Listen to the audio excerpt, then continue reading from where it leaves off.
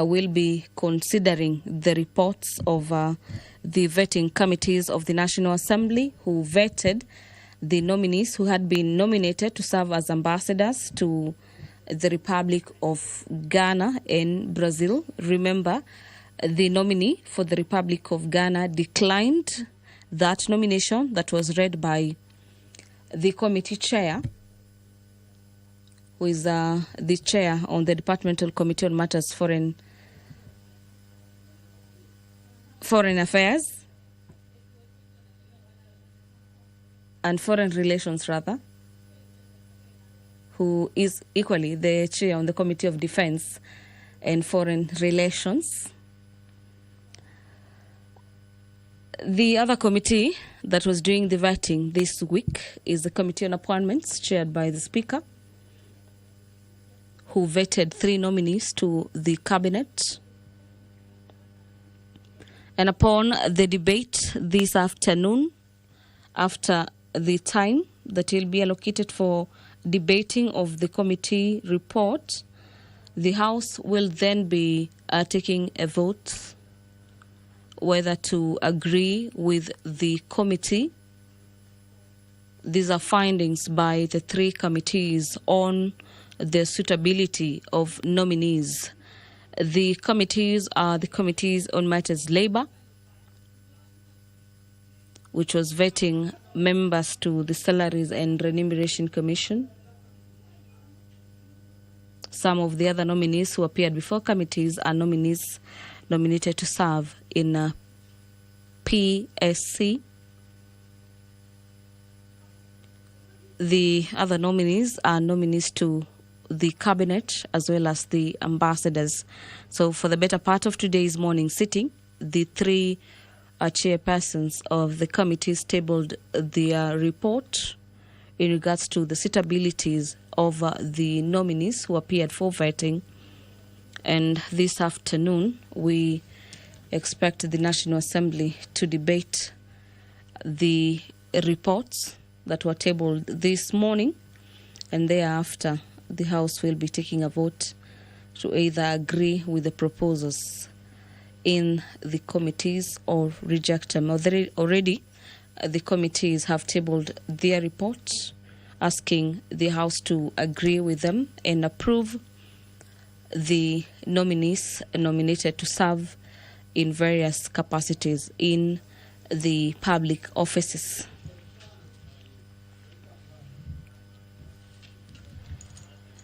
Just to take you through some of the nominations, key among them is the nomination of 3 nominees that have been nominated to serve in the cabinet. Among them is Honorable Mutahi Kagwe, who has been nominated to serve in the agriculture docket. Honorable Lee Kinyanjui, who served as the governor for Nakuru County and has been nominated to serve in the Ministry of Trade and Industries as well as Investments. And finally, Honorable William Kabogo, who was the governor for Kiambu County and has been nominated to serve in the Ministry of ICT and Digital Economy. During the morning session, we had members of Parliament urging the new nominees who were approved in the morning sitting to join the Salaries and Remuneration Commission to ensure that there's proper regularization of salaries, and the fight between SRC and members of Parliament is dealt with or does not occur moving forward. We had members highlighting the duties of the members of Parliament and the reason as to why there should not be some sort of push and pull between the Commission and a Parliament.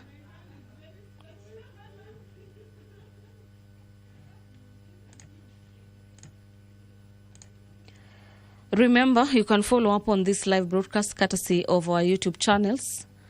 That is Parliament of Kenya on YouTube. the National Assembly as well as on KBC Channel 1. And you can follow up on this live broadcast courtesy of the Signet channel, that is Bunge TV, where the National Assembly has taken a small break from its long recess to come for this special sitting of the House to consider a number of issues, among them the consideration of the nominees who had been nominated by the President to serve in various public offices, among them the ambassadorial dockets, the UN, as well as the Cabinet. We'll be having members of Parliament delve into the recommendations by the committees and the findings of the vetting process to either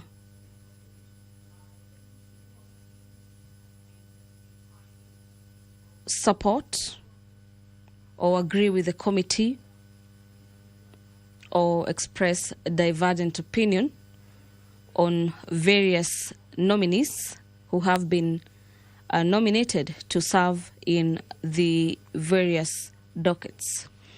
If you're just joining us, you're watching the special sitting of the National Assembly on this 16th day of January, the year being 2025, on a day when the National Assembly has taken a break from its long recess, with the normal business of the National Assembly set to resume in February to come and deliberate on a number of issues highlighted in the request for this special sitting of the National Assembly.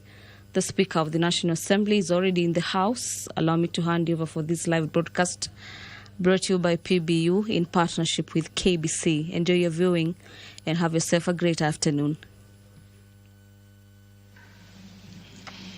Waheshimiwa, tuombe. Ewe Mwenyezi Mungu ambaye kwa hekima na wema wako umeteua nyadhifa za viongozi na mabunge kwa ustawi wa jamii na utawala wa haki wa wanadamu, tukusihi utasame kwa neema nyingi sisi watumishi wako ambao wameridhika kutuita ili tutekeleze shughuli muhimu za jamhuri yetu.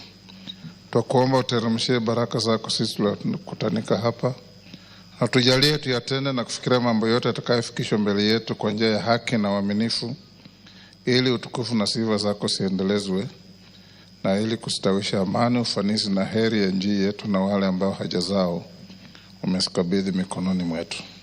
Amen.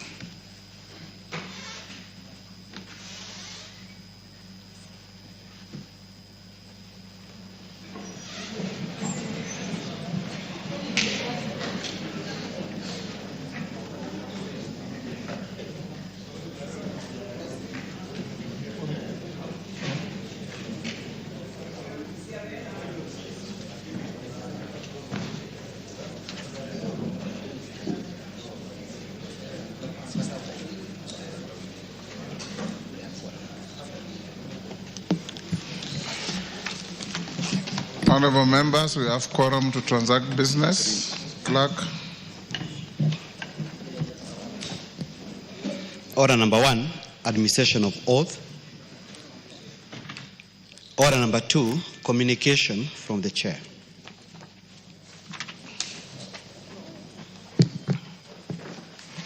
Members at the bar, take the nearest seat.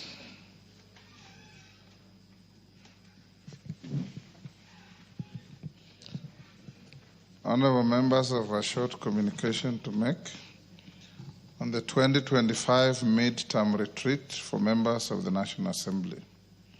Honorable members, as you are aware, the National Assembly customarily organizes various fora aimed at providing opportunity for interaction, experience sharing, and capacity building for honorable members. Indeed, you recall that during the inception of the 13th Parliament, the National Assembly marshaled a number of engagements, including the 2022 induction retreat and the 2023 post-election seminar that was held in conjunction with the Commonwealth Parliamentary Association. All members, it's against this backdrop and in keeping with the established practice that I wish to inform you that the National Assembly has planned a 3-day retreat for all members between the 27th and 31st January 2025 in Naivasha, Nakuru County. The objective of the retreat is to accord the leadership and members of the National Assembly an opportunity to, among other things, take stock of the progress made during the first, second, and third sessions and consider the expected key legislative matters. Honourable members, coming at the midterm of the current Parliament, the retreat will also provide an opportunity for the House to look ahead and plan for the fourth session and indeed for the remainder of the term. The retreat will be facilitated by experienced resource persons, including current and former members of Parliament, and will include panel discussions and interactive plenary sessions. At the end of the retreat, members will identify possible areas of the National Assembly's legislative processes that may require engineering to enhance efficiency. Honourable members, in this regard, I invite all of you to this very important event and implore all of you to make time to attend. I am aware the clerk has commenced logistical preparations for the activity, details of which will be communicated to you in due course. Thank you.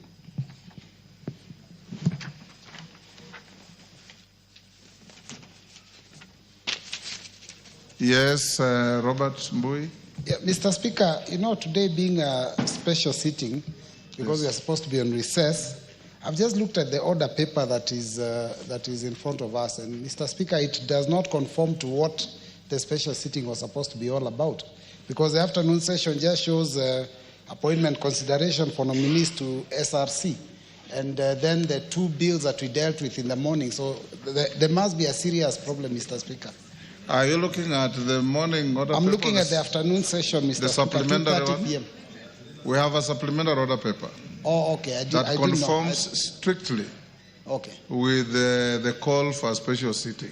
Oh, okay. So and indeed, when we have a special sitting, it's not in the system, Mr. Speaker. It has not been uploaded. Yeah. And Mr. Speaker, I also thought that there can be a supplementary order paper on a special sitting, because it must be exactly what was in the Gazette notice.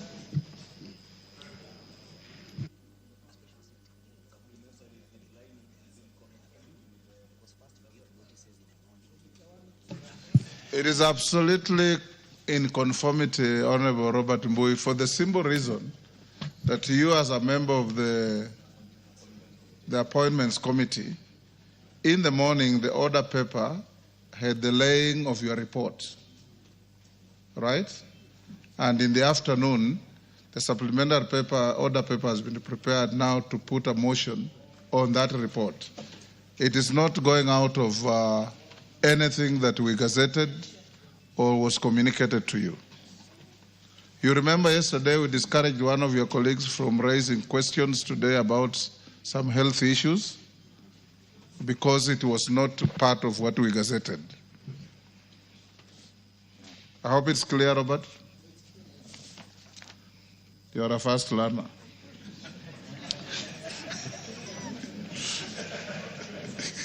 He's not.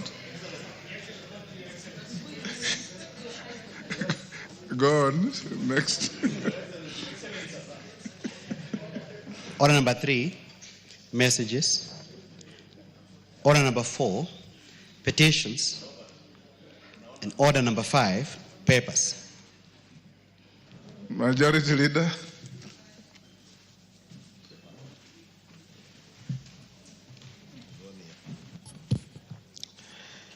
Honourable Speaker, I beg to lay the following papers on the table of the House today, Thursday, January 16, 2025, afternoon sitting. 1, list of nominees to 62 National Government Constituency Development Fund committees submitted by the National Government Constituency Development Fund Board. Aina Moi, Baringo Central. Honourable Speaker, allow me to read without reading the numbers.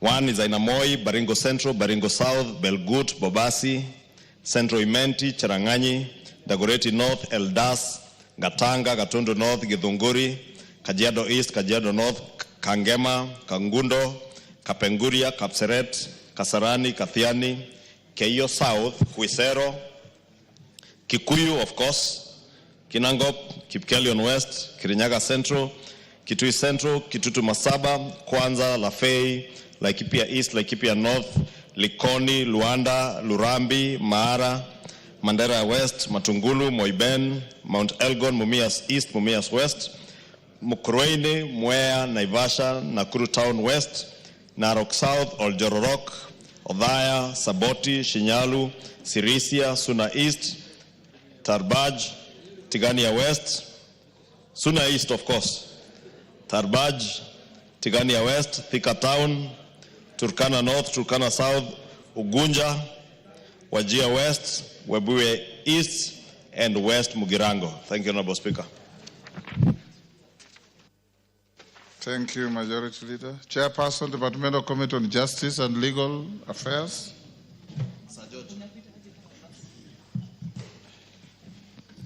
Thank you, Mr. Speaker. Honorable Speaker, I beg to lay the following paper on the table of the House today, Thursday, 16th January 2025.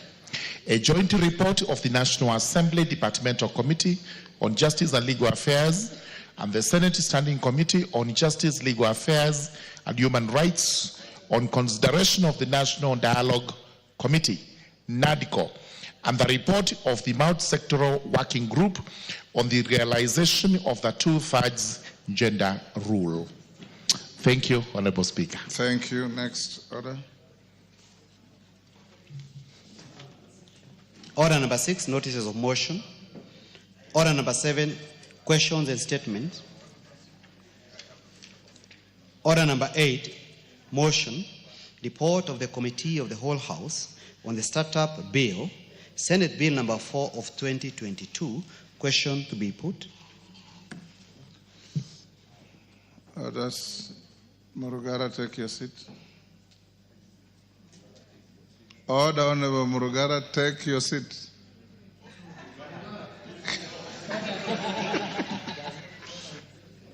And the member talking to the Majority Leader, go ahead and take your seat.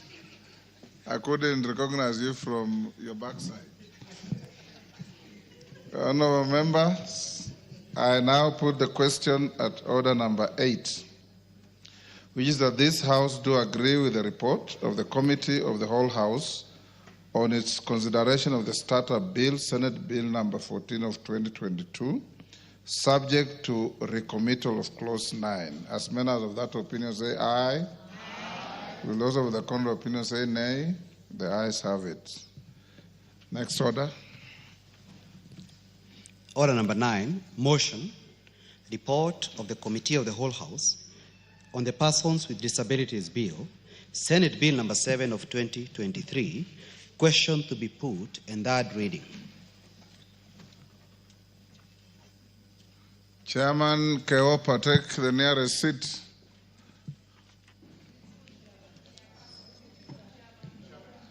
She told me she prefers to be called chairman. Honorable members, I'll now put the question at order number 9, which is that this House do agree with the report of the Committee of the Whole House on its consideration of the Persons with Disabilities Bill, Senate Bill number 7 of 2023. As members of that opinion say aye. Aye. Will those of the contrary opinion say nay? The ayes have it. Mover. Deputy Speaker. Leader of Majority. Leader of Majority. Honorable Speaker, I beg to move that the Persons with Disabilities Bill, Senate Bill number 7 of 2023, be now read a third time. I also request Honorable Zamzam, the member for Mombasa County, to second.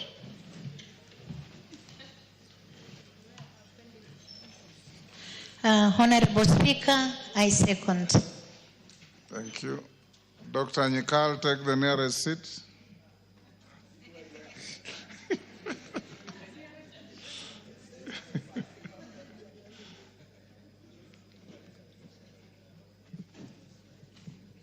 Honorable members, I now propose the question, which is that the Persons with Disabilities Bill, Senate Bill number 7 of 2023, be now read a third time. You put the question. I'm satisfied that there's quorum in the House. I now put the question, which is that the Persons with Disabilities Bill, Senate Bill number 7 of 2023, be now read a third time. As many as of that opinion say aye. Aye. Will those of the contrary opinion say nay? The ayes have it. Next order.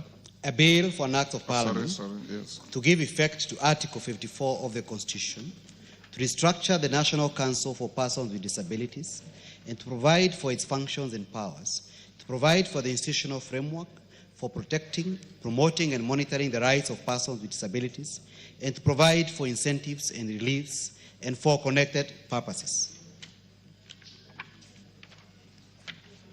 Thank you. Next. Order number 10, special motion, consideration of nominees for appointment to various diplomatic offices.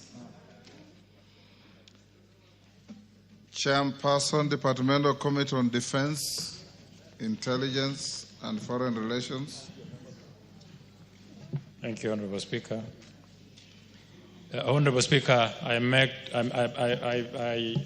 beg to move that taking into considerations the finding of the Departmental Committee on Defense, Intelligence and Foreign Relations in report of the approval hearings of the 4 persons nominated for appointment to the offices of High Commissioner, Ambassador, Permanent Representative and Consul General laid on the table of the House on Thursday, 16 January 2025, and pursuant to the provisions of Article 132(2) of the Constitution, Section 22 of the Foreign Service Act, Cap 185E, and Section 3 and 8 of the Public Appointments Parliamentary Approval Act, Cap 7, this House approves the appointment of Dr. Andrew Karanja as Ambassador Brasilia, Brazil, Honorable Babu Namwamba, EGH as a permanent representative, United Nations Environmental Program, UNEP, and also United Nations Office at Nairobi, that is UNON, and Mr. Gabo Nu, CBS as a Consul General, Port-au-Prince, Haiti. Honorable Speaker, I will not be going into a lot of the notes that I have with me here, but I just want to go directly to the nominees. And I'll start with that of Dr. Andrew Karanja. All the nominees, in terms of their suitability and the requirements that they needed to have met before this approval, Honorable Speaker, I want to mention that they all qualified. And in terms of Dr. Andrew Karanja, Dr. Andrew Karanja is seasoned, a scholar, an economist, actually an agricultural economist. And in ascertaining his suitability, the committee wanted to find, first of all, what he will do, because he has no diplomatic training. And he said that he's worked before with the World Bank, his experience in the World Bank, and particularly where, as a country, we are headed into the side of trying to market our country, particularly products like coffee, beyond Kenya. And Brazil hosts other 7 missions. He did indicate, Honorable Speaker, that he will use the experience and leverage on his expertise in the agricultural sector to make sure that we as a country are able to export our beef and still use the experience that he will gather from Brazil to expand our agricultural market, particularly that of beef, of which Brazil is very experienced in.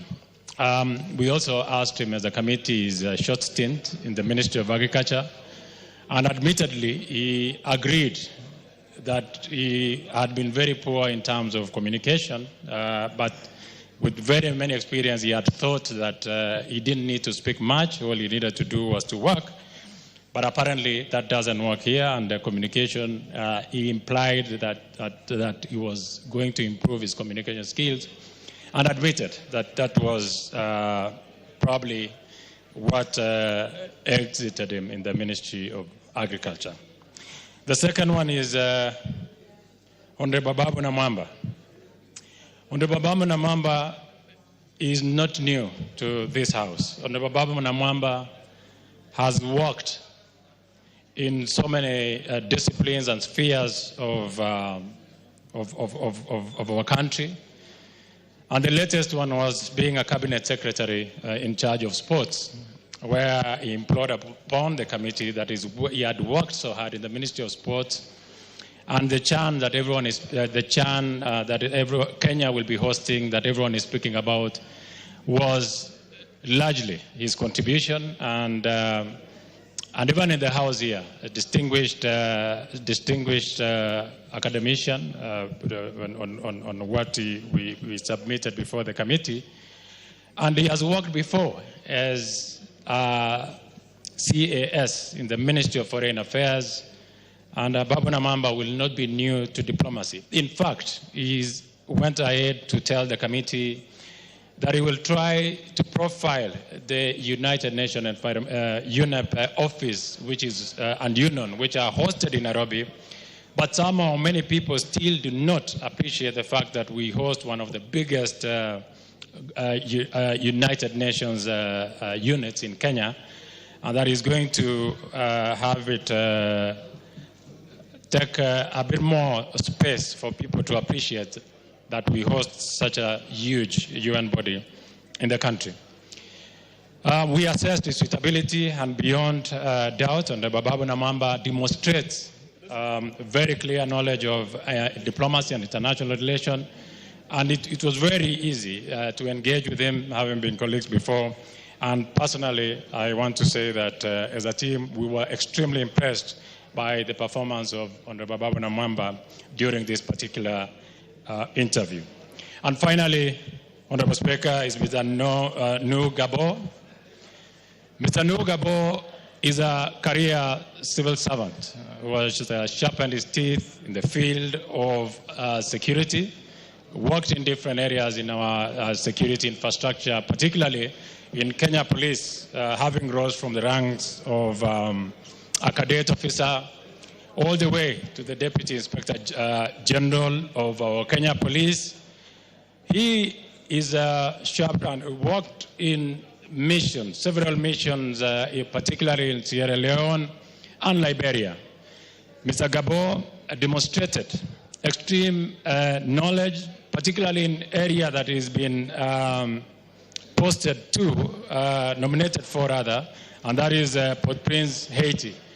Many will recall, Honorable Speaker, that when I came before this House to request if we could send our officers, and particularly many times when I appear on our media spaces, most of what I vocalize is what I get from people like Mr. Gabo. He's very experienced in terms of peacekeeping. He truly understands his role as a security officer. And I remember a case in mind where one of the members asked him his role in the bombers of Kenya during the national tallying. If you remember, there was a bit of fracas there in National Tallying Center. And Mr. Gabo owned up to some of the mistakes that happened at that time, and it was not their making, because many of the people who actually created mayhem, like he says, were accredited to be in that station. And he's saying that such experience prepares them even better as a police force to work in the future. I'll go to the case of one Madam Nyambura, which I probably don't have in my notes, but you will remember that there was a decline by one of the nominees posted to Ghana. And this poses very serious questions, Honorable Speaker. And you remember my committee expressed its frustration, particularly where it seems that individuals who've been posted to stations are either not aware or disinterested, yet somehow their names find their space in the postings. Honorable Speaker, as a House, my committee is totally getting frustrated, particularly where we feel that as a country we could be creating an unnecessary diplomatic tiff with countries that have enjoyed relatively very good relationship. Ghana has been jinxed, Honorable Speaker. This is the second time that a nominee is declining to be posted to Ghana. And my committee, we did express our frustration, and we want to call, and I want to use this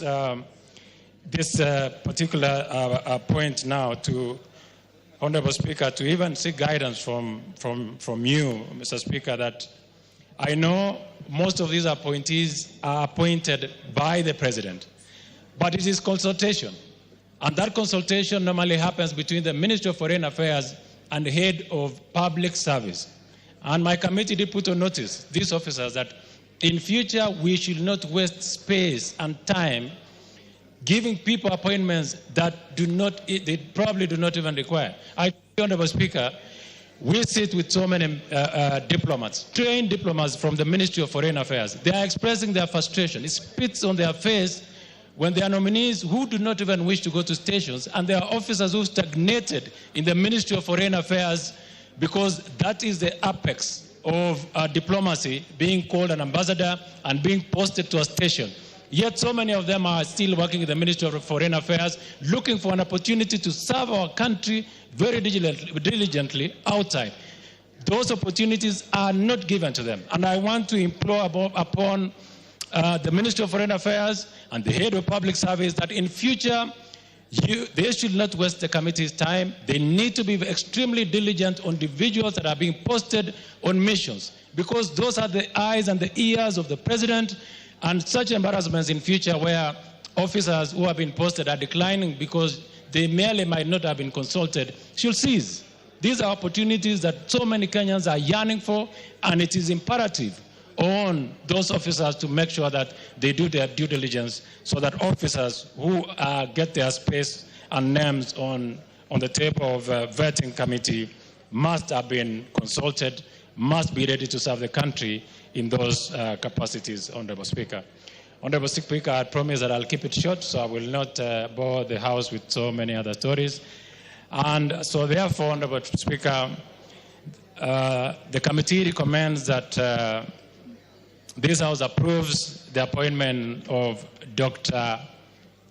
Andrew Karanja as the Ambassador of Brasilia, Brazil, Honorable Babu Namwamba, EGH, as a Permanent Representative, United Nations Environment Program, UNEP, United Nations Office, UNON, and Mr. Gabo Noor as a CBS, as a Consul General, Port-au-Prince, Haiti.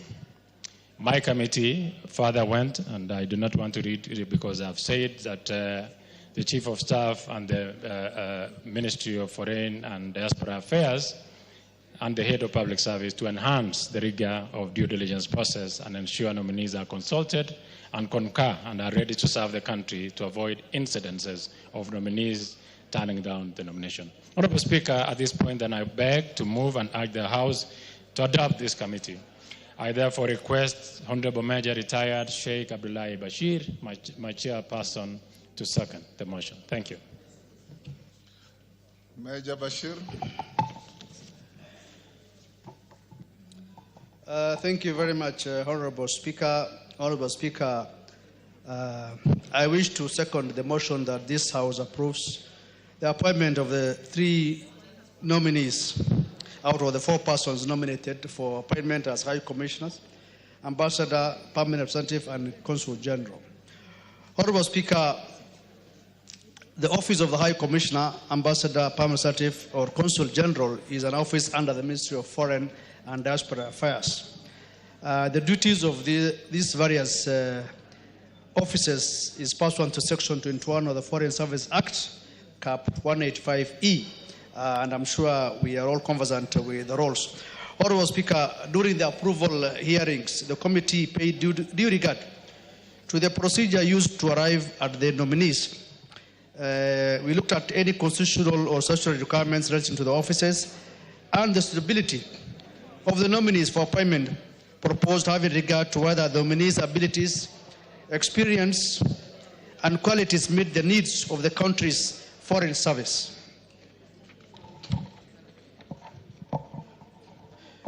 Honorable Speaker, upon the conclusion of the approval hearings, we scrutinized the personal, academic, and career background of the nominees, and we were fully convinced that the three nominees who presented their academic and professional credentials and made oral submissions during the approval hearings demonstrated their stability for appointment in accordance with the provisions of Section 6(7) of the Public Appointments Parliamentary Approvals Act, Cap 7F. Honorable Speaker, if I look at just two of the nominees, and I will just take an example of Honorable Ababu Namwamba, who is the nominee for permanent representative to the United Nations Environment Program, UNEP, and Union. Honorable Speaker, Honorable Ababu Namwamba is well grounded on matters international law. First and foremost, he has a Master of Laws in International Studies, in addition to a Bachelor of Laws degree from the University of Nairobi. He also served as the Chief Administrative Secretary, CAS, in the Ministry of Foreign Affairs from 2018 to 2022, where he gained hands-on experience in international diplomacy and represented Kenya in key global forums, and therefore is able to serve well in this new role as the ambassador. Honorable Namwamba also previously served as a member of parliament, and I'm sure he has gained more in terms of parliamentary diplomacy. Another nominee, Honorable Speaker, is Mr. Noor Gabo, CBS, the nominee for Consul General to Port-au-Prince, Haiti. Honorable Speaker, Mr. Noor Gabo holds a Master's of Governance, Peace and Security, as well as a Bachelor of Arts in Criminology. Honorable Speaker, Honorable Gabo, Mr. Noor Gabo, is being sent to Port-au-Prince, Haiti, and with experience spanning 36 years of service in the public sector, I am sure he will be able to contribute more effectively on the matters of peace and security. The mission in Haiti, as it is mainly a mission of peace and security diplomacy. Remember, we have our police force there. We are the lead mission on the ground, and therefore sending somebody like Noor Gabo to this mission to be the Consul General will add a good impetus and improve on the performance of our police force on the ground. Haiti is an example whereby there's been chaos. Gangs have taken up everywhere, the ports, the roads, the airports, and so forth. But with the presence of our police force and with the support of the United Nations and the international community, and I'm sure that his presence as a Consul General will be able to add a lot of support to the mission. Honorable Gabo has served in the police service to the rank of Deputy Inspector General of Police. He has served for 36 years in total, and his main focus or expertise is peace and security. Remember, peace and security is a key aspect on matters diplomacy, because we have the peace and security diplomacy as a tool, and we will therefore be able to add a lot of impetus, a lot of support, a lot of experience that has gained over the years to the mission in Haiti. Honorable Speaker, Haiti as it is a place whereby we are taking the lead role, just like we did in South Sudan. Remember, we took the lead in South Sudan, and after the country has stabilized, we have had many opportunities for Kenyans in South Sudan. And therefore, for us to open a mission in Haiti and sending a Consul General will ensure that in the near future, when the country will be peaceful, then we will see a situation whereby we will get the opportunities in that country, because we were the first country to take our police force there. We're now sending a seasoned security expert, now a diplomat, to the same area, and therefore we'll be able to react as a country in terms of taking our produce, taking our human resource to Haiti, and it's very, very critical. Honorable Speaker, as the chairman has alluded to, we have had a nominee, and this is the second time that a nominee that has been nominated to the position of Ghana has declined the posting. And that shows that at least what we have learned from this is that there was no due diligence that has been carried out by the officers concerned. And now we call upon the respective officers that are concerned, especially the Office of the Head of Public Service, to ensure that he carries the due diligence to persons nominated to these positions. The very least they can do is to contact them, call them, and ask whether they are ready or prepared to serve this kind of missions. And it's very, very critical so that we don't get an embarrassing situation whereby someone declines at the 11th hour. Honorable Speaker, as I conclude on the matters of coming back to peace and security, on matters of Haiti, I want to take this opportunity equally because we are in the global stage, we're in the global arena, and we are talking about Haiti, which is a security situation. Last night, because we are part of the world, Gaza has had a ceasefire, an agreement between Hamas and Israel. I want to take this opportunity to thank the state of Qatar and its prime minister and the allies for concluding a ceasefire to ensure that the people of Gaza and the Palestinians can live in peace now and forever. And wish them all the best, and may peace prevail. Honorable Speaker, as I conclude, I wish to assure the House and the country that we have the right individuals to steer our foreign policy in the respective stations. We therefore recommend that the National Assembly approves the appointment of the 3 persons to serve as ambassador, permanent representative, and consul general in the respective stations. Honorable Speaker, I second the motion and urge the House to adopt the report. I thank you. Thank you. Members on their feet, take your seats. Ruku, take the nearest seat.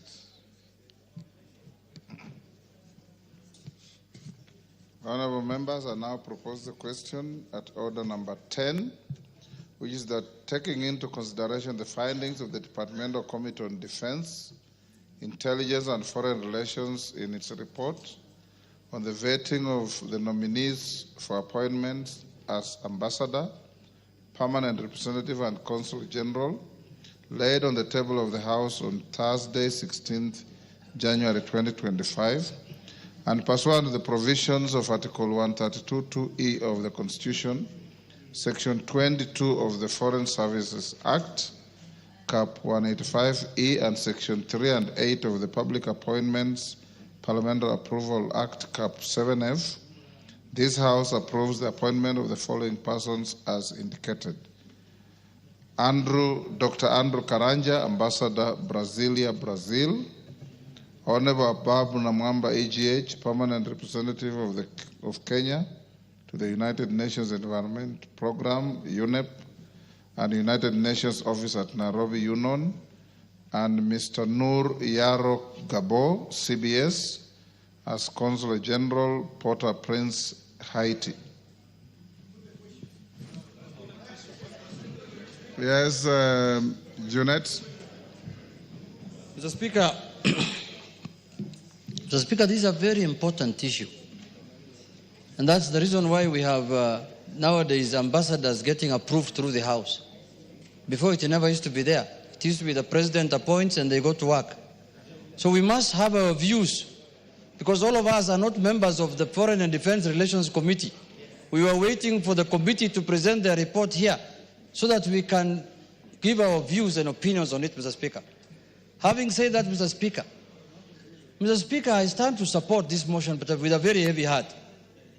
Mr. Speaker, as a former foreign minister, and you know that area very well, and you're a diplomat, Mr. Speaker, the Foreign Service is not a dumping site.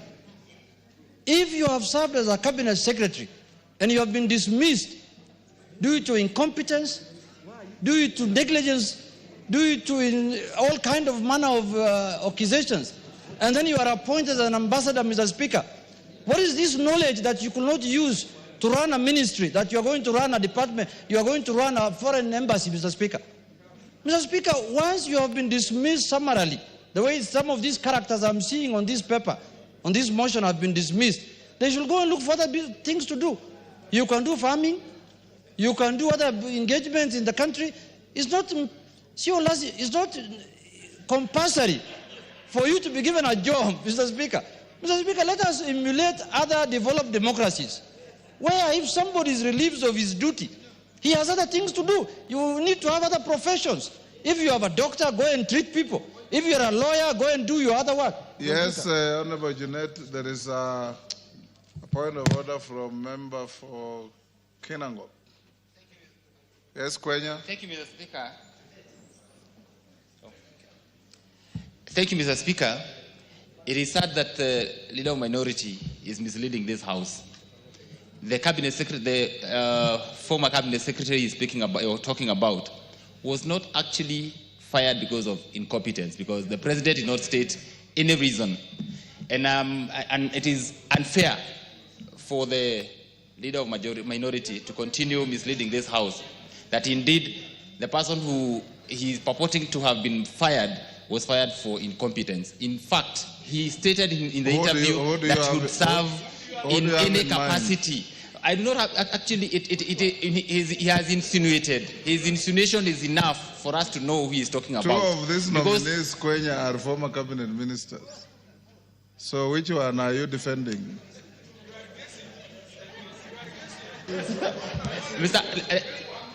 Mr. Speaker. Both number one and number two. Yes, both number one and two. Mr. Speaker, none was fired because of incompetence. And we took them through a rigorous process where we were vetting them, and they are equal to the task. And indeed, they said that they can be assigned any role by the president. Honorable Kwenya, to the extent that the appointing and firing authority gave no reasons, it is left to anybody's conjecture. So Jeanette is not out of order. But Honorable Jeanette, take your seat. Honorable members, today is a special sitting, and we have 3 motions to deal with. At order number 10, order number 11, order number 12. Before we go to 13 and 14. I want to propose to you to agree that orders number 10, 11, and 12 were assigned them an average of an hour each. If you want to truncate the time, so much the better. I will watch the trend of contributions. If it's repetitive and tautologous, I will invite the mover to reply. If there are different views, I'll be happy to hear them. So, Jeanette, go on. Is that agreed by the House? Yeah, go on, Jeanette. Yes, Kainan? Pardon? You will contribute if you catch the Speaker's eye. Go on. Mr. Speaker, I am happy that you protected me from the wrath of Honorable Kwenya, because maybe one of the nominees is from his village who has been dismissed, Mr. Speaker, and now who's seeking a job through ambassadorial appointment. But Mr. Speaker, I think the House should look into this matter in the next appointment. Mr. Speaker, why should you be appointed, if you are a cabinet secretary and you are reassigned to become an ambassador, then that's fine. It's a matter of fact that you've been relieved of your duties. Especially, I'm sure the one Kwenya is alluding to is a cabinet secretary who served for barely 3 months. Why should you be relieved of your duties of barely 3 months if it's not out of incompetence? What else can it be? If it's on health ground, then you should not go to another job. You should go back and stay at home. Mr. Speaker, why am I saying so? Because I want competent Kenyans who are career diplomats to get space so they can serve this country at the level of the apex of ambassadorial work, Mr. Speaker, which is an ambassador, as has been said by the chairman of the committee himself, Mr. Speaker. Mr. Speaker, foreign service is a calling. It's a very important job, Mr. Speaker. It's not a job that can be done by anyone, Mr. Speaker. It is a job that requires certain skills, Mr. Speaker. And you have nurtured many people when you are the Minister for Foreign Affairs, Mr. Speaker. One of the things I admire about the Speaker is his diplomatic credentials, Mr. Speaker. I'm being honest. Because we have fought here many times, and you tell me even in our mother tongue, it's dodgy, it's dodgy, it's dodgy. Calm down, man, calm down. Mr. Speaker, it's dodgy, quote in quote. So, Mr. Speaker, this is a job that requires special skills. What skills is that you could not run a ministry that now you have acquired within the last 2 weeks so that you can go and deal with it in those foreign embassies, Mr. Speaker. So, Mr. Speaker, this process must be taken seriously. Secondly, and most importantly, when somebody is being given a job of ambassador, please, I'm asking the executive they should do a due diligence. You cannot give somebody a job, and when he's told to appear before the committee is when she says, no, I'm not interested in this job. There are many Kenyans who want that job. Surely. Why should you be guessing whether this person wants the job or not? A former cabinet secretary was appointed, was proposed to Parliament for vetting as an ambassador for which country? Ghana, Mr. Speaker. This is the second time people are declining to go to Ghana. Initially, a former member of Parliament declined. Now the former cabinet secretary again declined. Why should we be begging people with jobs when there are many Kenyans who are jobless, who have the requisite qualification to go and serve this country in Ghana? And you know, in Ghana, that is where the headquarters now of the African Free Trade offices are. We need a very important person there, not jokers who don't want jobs, Mr. Speaker. So, Mr. Speaker, if under this, maybe this now, you know, we are the ones now who are sending experts to government. So if there are no experts on this other side, let them tell us, we shall give them experts to go to Ghana, Mr. Speaker, under the broad-based arrangement, Mr. Speaker. We have experts who can go and work in Ghana. If you give me 10 minutes now, I'll produce one. Under this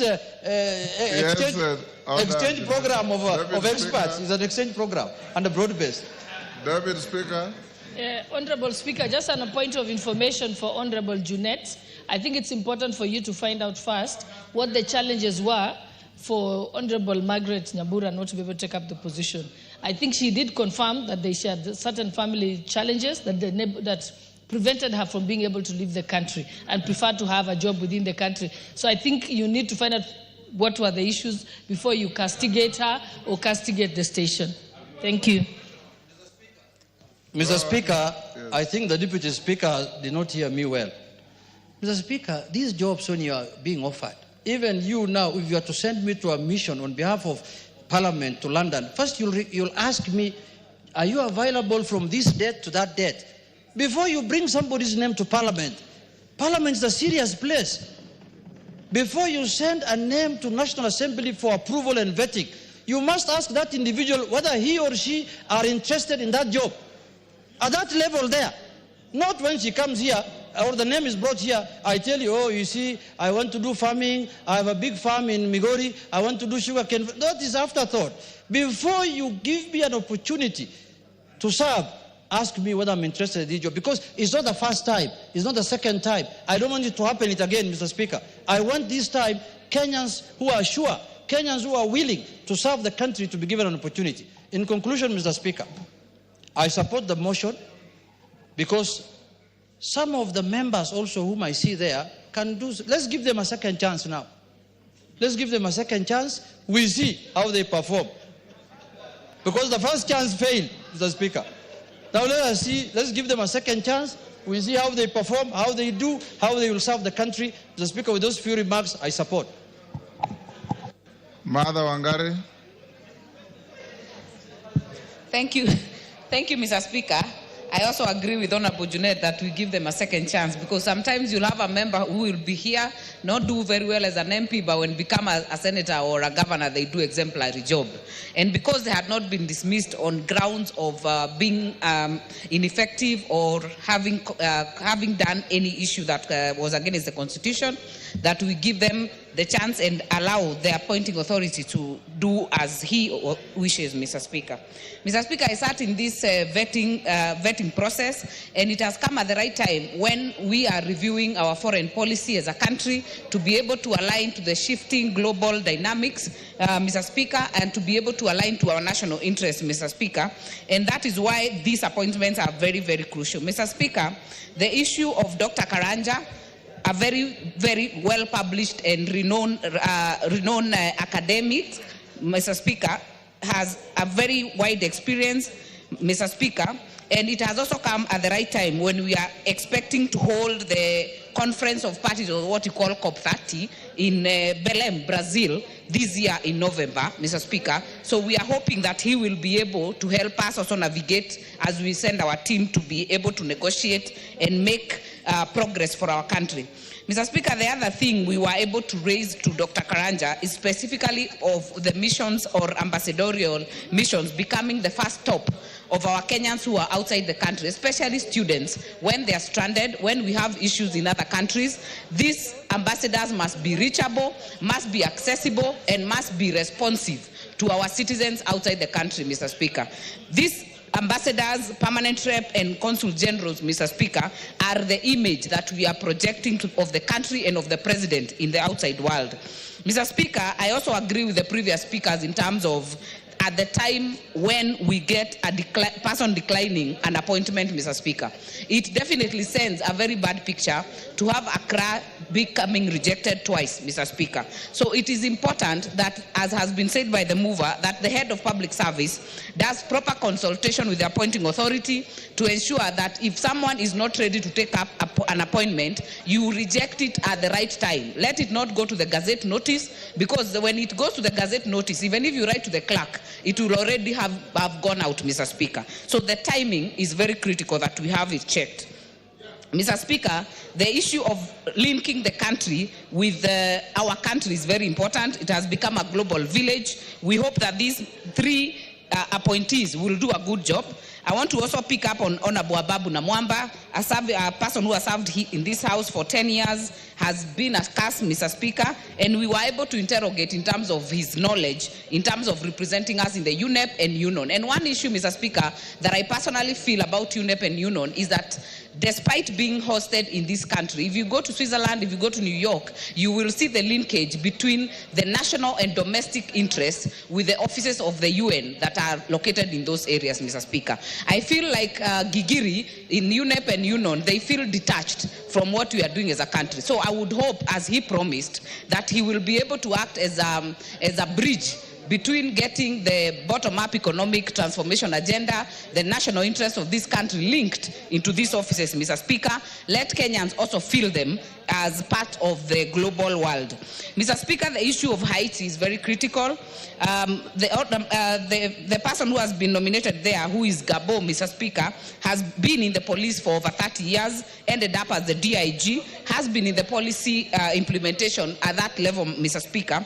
And the one question we hope and we actually put up to him is that as we already sent our first contingent of police officers to help restore peace in Haiti, we will be looking that he'll be the go-between for those officers, because first of all, for obvious reasons, the officers are not unionized, Mr. Speaker. It would be very unfair or unfortunate for our issues, especially of welfare of those officers, to go to the media. We see them on BBC, we see them in other areas, complaining that their welfare is not being taken care of, Mr. Speaker. So we'll be hoping that when Gabo reports, if appointed and if passed in this House, Mr. Speaker, he will be able to do a good job to ensure that he's the go-between between these officers and of course other Kenyans, Mr. Speaker, who are in that area, who would actually be threatened by any issue or who would be having an issue of welfare. They would wish to communicate so that they're able to sort it out in-house before it gets out, Mr. Speaker.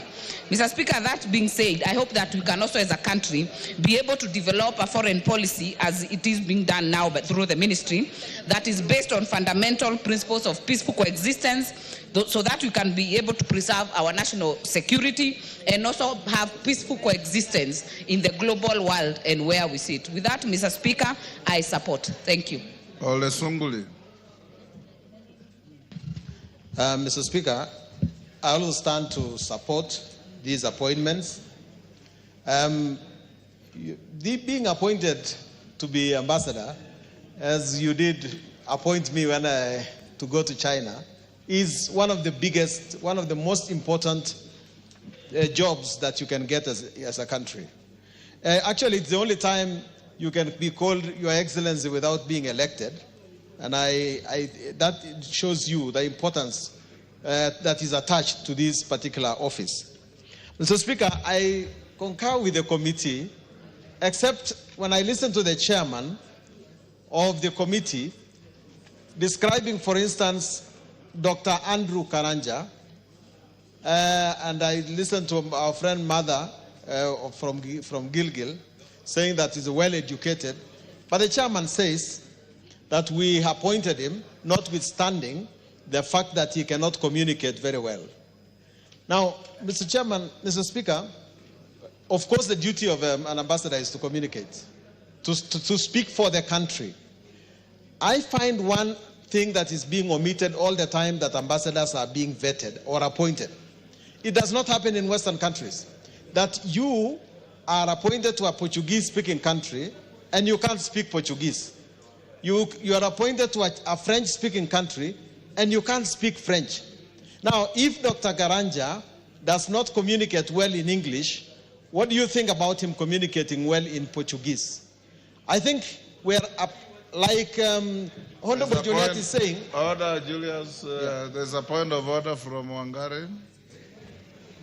Mr. Speaker, I don't remember anyone saying that Dr. Karanja cannot communicate effectively in English, because he's actually a graduate of a PhD holder, Mr. Speaker, and was very fluent and very well conversed with the English language. The only issue we had was the issue of speaking in Portuguese, and we've had others who have gone, including yourself, without speaking the local language. Yes, Junet. Mr. Speaker, of course. Hold on, Zunguli. Yes.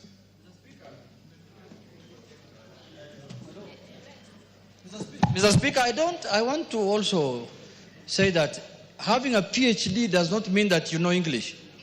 You can be having a PhD and you don't know English, because you saw the other day in Eldoret, there was a university that gave honorary degrees of PhDs and people were in goals. How do you know those people speak English? How can you confirm that those members speak English? But it's not. Order, members. Honorable Sunguli, I appointed you to China without you knowing any Chinese language. So, Mr. Speaker, that is why, with the benefit of the hindsight, I'm able to advise that it becomes a problem. But I took an immediate measure and learned Chinese.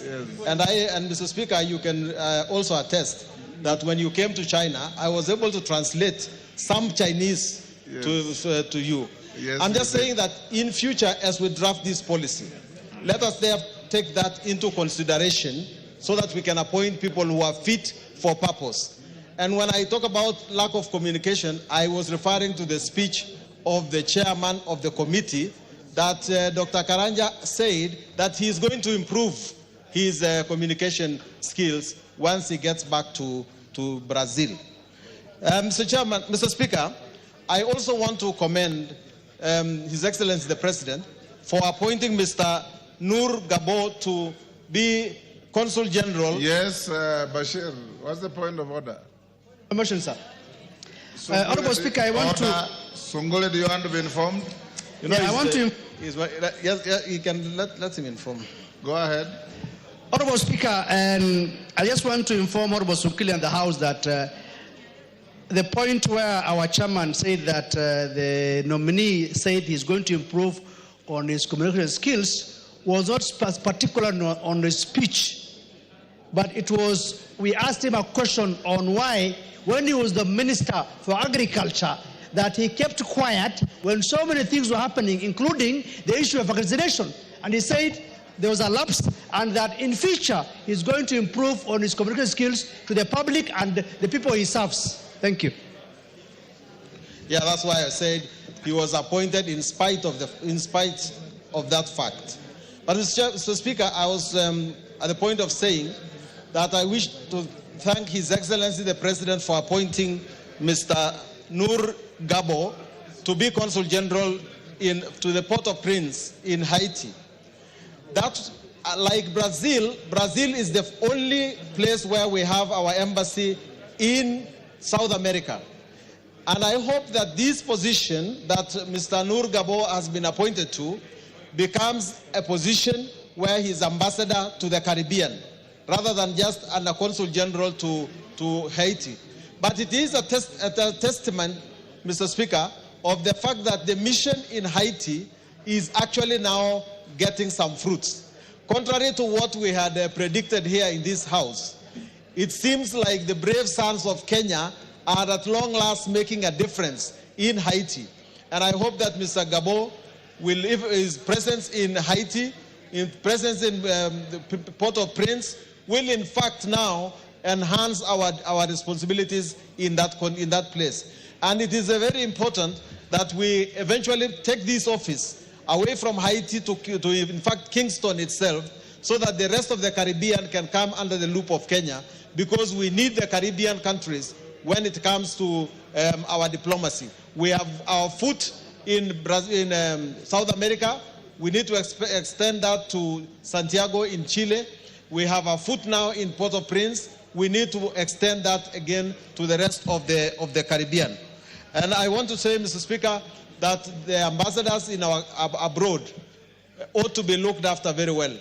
I don't know the position currently, but when I last visited one country, it looked like the salaries were delaying, some of the allowances were delayed, and it is very embarrassing if the embassy abroad does not get its payments due on time.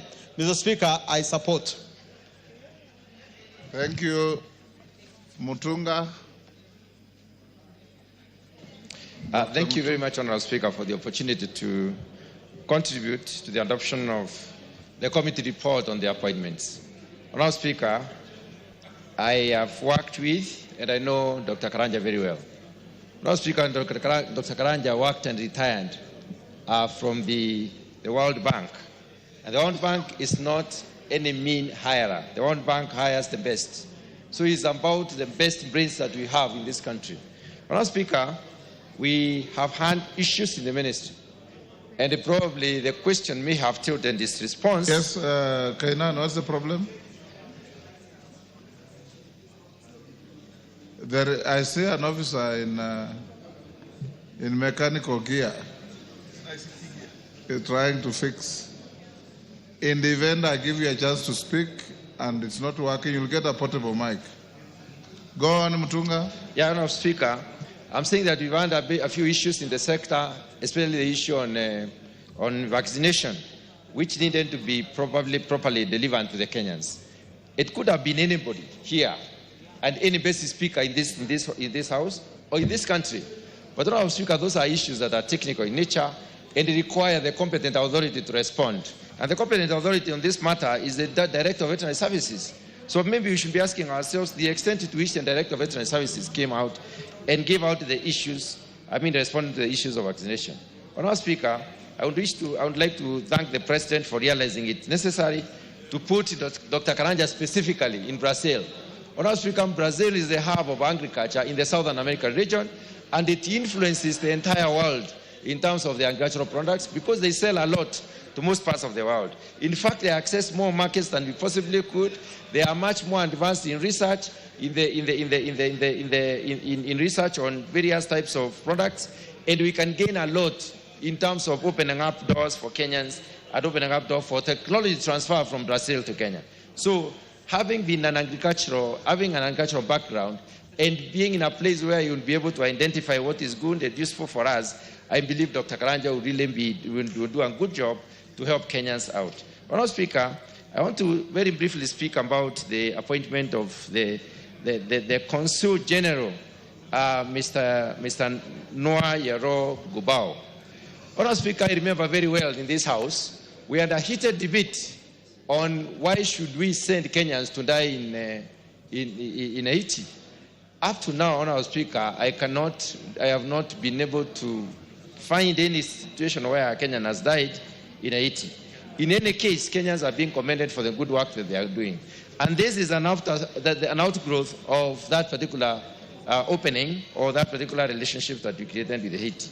So, Mr. Speaker, I would like to appeal to our colleagues that sometimes we need to be objective in whatever we say so that we may also open up doors and avenues for Kenyans. Those Kenyans who are in Haiti are Kenyans who are earning a living, maybe even an extra coin out of such engagement which are of international nature.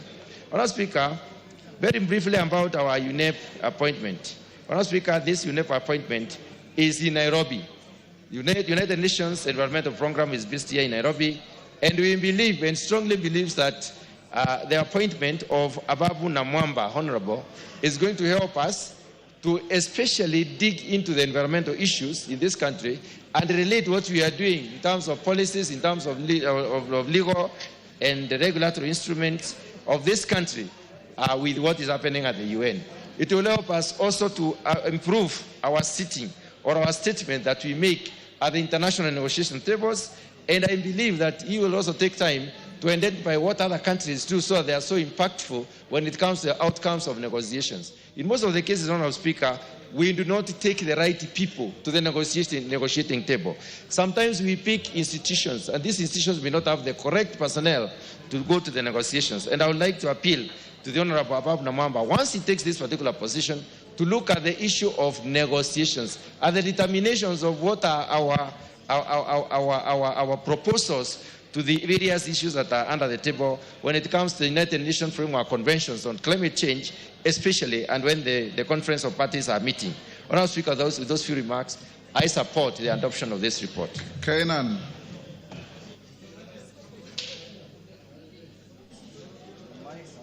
There's one behind you.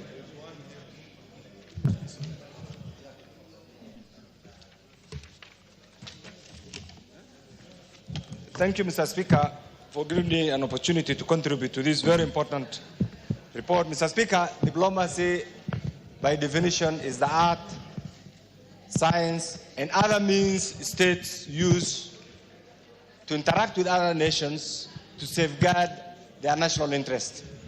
Mr. Speaker, that being the case, in the modern day diplomacy, Mr. Speaker, was born out of the Vienna Convention of 1961, which also provided the basis for diplomatic engagement as to promote, to project, and to protect the interests of that particular country. Mr. Speaker, I'm aware that it was during your time as the Minister for Foreign Affairs, and later on when Amina took over, that for the first time we have adopted a written foreign policy which provides 5 pillars as the basis for our diplomatic engagement. Mr. Speaker, number 1 is peace diplomacy. 2 is economic diplomacy. 3 is diaspora diplomacy. 4 is environmental diplomacy. And 5 is cultural diplomacy. Mr. Speaker, this being the basis of our foreign diplomatic pillars, then what is it that an individual is supposed to have? This particular field is a specialized field. Mr. Speaker, I know individuals have alluded to this. When you are appointed, the first thing is you are expected to be the interface between Kenya and the country that you have been assigned to represent Kenya. There are basic things that, other than the educational qualifications, there are basic things that sometimes we fail to appreciate. Mr. Speaker, in the past, before the collapse, before the end of the Soviet Union, Mr. Speaker, diplomats used to be appointed purely on ideological persuasions. But today things have changed. Things have changed because first thing in our engagement is economic diplomacy. Mr. Speaker, as much as these 3 individuals are qualified, and I do know their first objective will be to pursue track 1 diplomacy, meaning state-to-state relations. But there are other things that they're also expected to do through track 2 diplomacy, which is non-state actors' role in our diplomatic engagement, in particular the UN. The Honorable Ababu Namwamba, as a former minister, as a former parliamentarian, I must say is one of the most qualified individuals to represent Kenya, Mr. Speaker. And Mr. Speaker, being appointed or being assigned to represent Kenya at the UN habitat, Mr. Speaker, this entity is the only one of its kind south of Sahara. But the role has been completely dispersed. The functions of this entity called UNEP that is supposed to be here has been dispersed to Spain, Portugal, and other countries. Mr. Speaker, recently, some few months ago, Kenya was given the status of being the only non-NATO allied member south of Sahara and the fourth in Africa, Mr. Speaker. This is not a mean achievement. Mr. Speaker, this comes with pride and prestige. And therefore, the individuals who are appointed to this position, first of all, must be educationally qualified, must be individually spirited and ready to represent Kenya in all aspects, in all their international assignments. And therefore, the question is, Mr. Speaker, and this is why I agree with the chairman of Defense and Foreign Relations, before individuals are assigned or nominated to these positions, there must be some engagement so that the presidential appointments are very lucrative and very appointment, so that individuals don't turn down these offers at the last minute. And therefore, in future, and I agree with the chairman, before some of these individuals are nominated or assigned, they must have some informal interaction. And this is what the chairman actually has alluded to, Mr. Speaker. And this is the right thing to do, Mr. Speaker. Mr. Speaker, I know you are a product of this. Mr. Speaker, this being the case, these appointments are coming at a time when the global village, when Kenya is being challenged economically, politically. There are so many issues that these diplomats have to be prepared. And I want to agree with what Honorable Sunkuli has said. Linguistic preparedness is very important. When you are assigned, you are an intelligence officer, you are an economic representative, you are political. Therefore, knowing the language of that community where you are expected to serve is a very important thing. And therefore, I want to ask the chairman defense and the other members, in future, there must be some linguistic preparedness for some of these individuals, so that if you are posted to a Portuguese-speaking country, you must have the basics. If you are going to be posted to China, you must also have the basics. Otherwise, you will waste your first 2 years in getting ready, and that will be a waste. And by then, the times have changed. Your tour of duty has almost come to an end, and you will have done nothing. And I think that's a very important suggestion. Not that we are not happy with the appointing authority, but it is a way to assist so that the individual becomes productive as soon as you take that particular role. Mr. Speaker, this being the case, today the world is going through a serious crisis. The Middle East crisis, the Ukraine and the Russian crisis, Mr. Speaker, and the change of regime in the US, Mr. Speaker, this is the high time that Kenyans who are appointed to these positions must be individuals who can meet the test of time, individuals who are prepared, individuals who have the skills, individuals who have the interests of this country at heart, and individuals who are willing to go out of their way to promote this premier nation, Mr. Speaker. Mr. Speaker, in the past, you are aware, some of these positions used to be a dumping ground. You fail in all other things. And Mr. Speaker, I want to attest to one thing, that parliamentarians or politicians remain the best all-round ambassadors this country has ever had. And you are witness, you know it. Because the fact that you are a politician doesn't mean, and I want to agree, I want to disagree with those who say it. Some of these individuals, like Ababu Namwamba and many others, who have been politicians, and I can tell you, will remain the best ambassadors this country has ever had. So let's support our colleagues. To be a former politician is not a curse. To be a former minister is not a curse.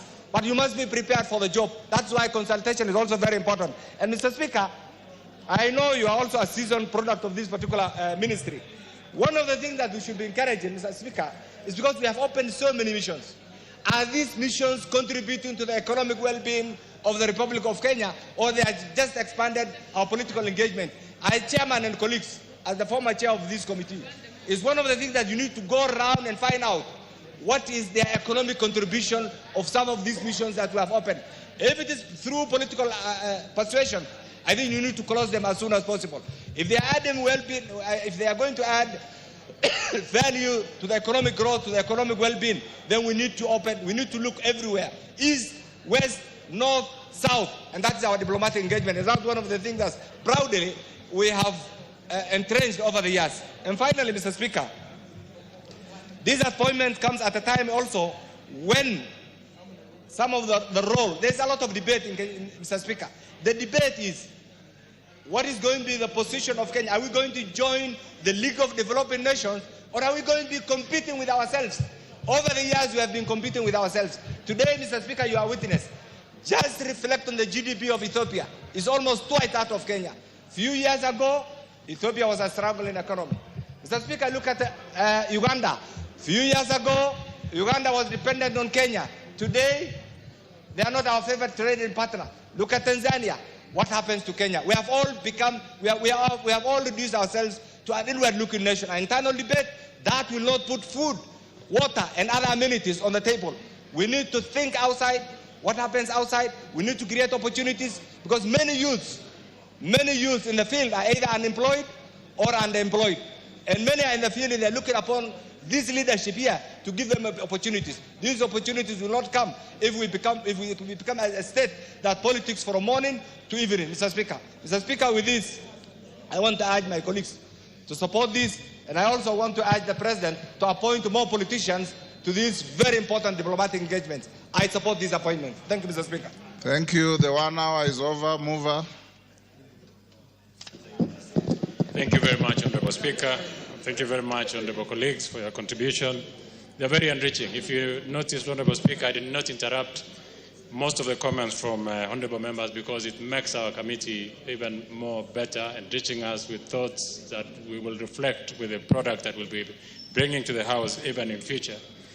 And I want to thank my committee, able committee, for their contribution. It was on recess when we did this, and Honorable Speaker, we had an almost 99% presence of members. I want to appreciate our committee, parliamentary staff, the entire secretariat that worked with us for this report.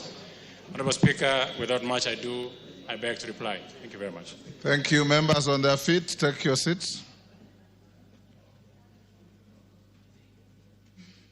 Take your seats, Wamurada.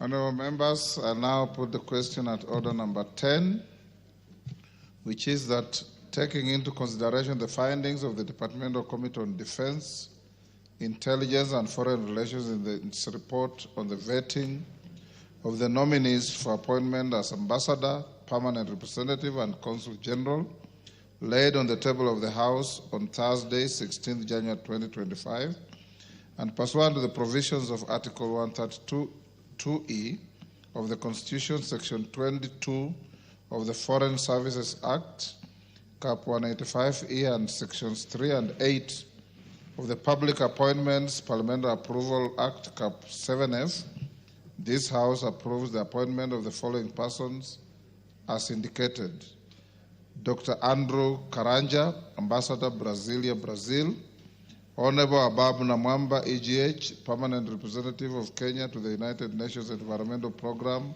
UNEP, United Nations Office at Nairobi, UNON; and Mr. Noor Yaro Gabo, CBS, as Consul General, Port-au-Prince, Haiti. As members of that opinion say aye. Will those of the contrary opinion say nay? The ayes have it. Next order.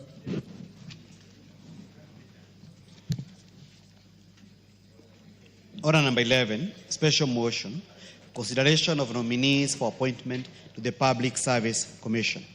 Karemba.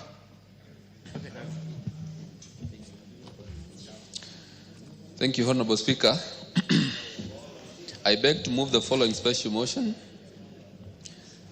that taking into consideration of the findings of the Departmental Committee on Labor in its report on the approval hearings of nominees for appointment as Vice Chairperson and as members of the Public Service Commission, laid on the table of the House on Thursday, 16th January 2025, and pursuant to Article 233, subsection 2 and section 3, and section 3 and 8 of the Public Appointments Parliamentary Approval Act, Cap 7F, this House approves the appointment of A.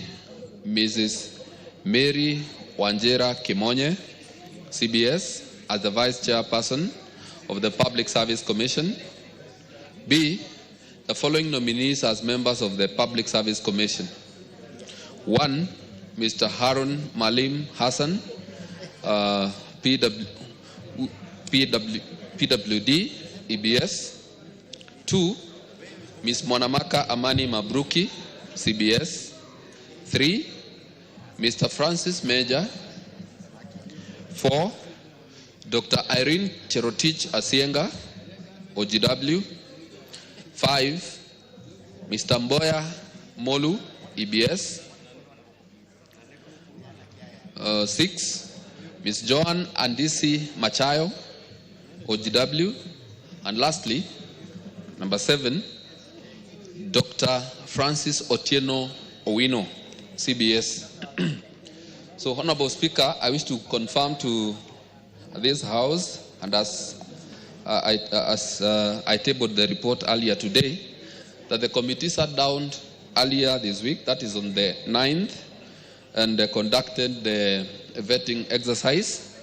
And we made our observations on the suitability of the nominees, and I wish to confirm to this House that, Honorable Speaker, that the nominees are suitable for the positions, the Vice Chair of the Public Service Commission, and also the members. All the nominees are Kenyan citizens and do not hold dual citizenship. Then also, the nominees presented the academic credentials and professional certificates during the approval hearings, and I wish to confirm to the honorable members here that they are adequately well educated. The committee noted that. Then also, none of the nominees holds any office in any political party. Honorable Speaker, we were able to ascertain that there is none of the nominees holds a political party office or even contested for any position. Then also the nominees, none of the nominees had been dismissed from office under Article 75 of the Constitution.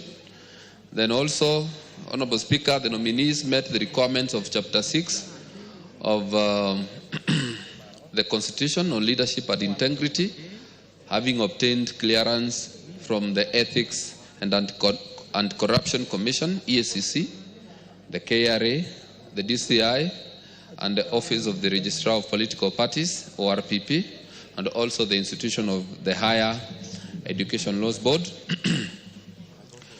Honorable Speaker, the nominees demonstrated an impressive grasp of topical, administrative, and technical issues touching on the office of the Vice Chairperson and members of the Public Service Commission. Honorable Speaker, it is good to note that majority of these nominees are people who have served previously in government and they have a wide experience. The nominee for the Vice Chair has been a PS and has served in government for many years, and we were able to establish that she has a lot of experience in public service.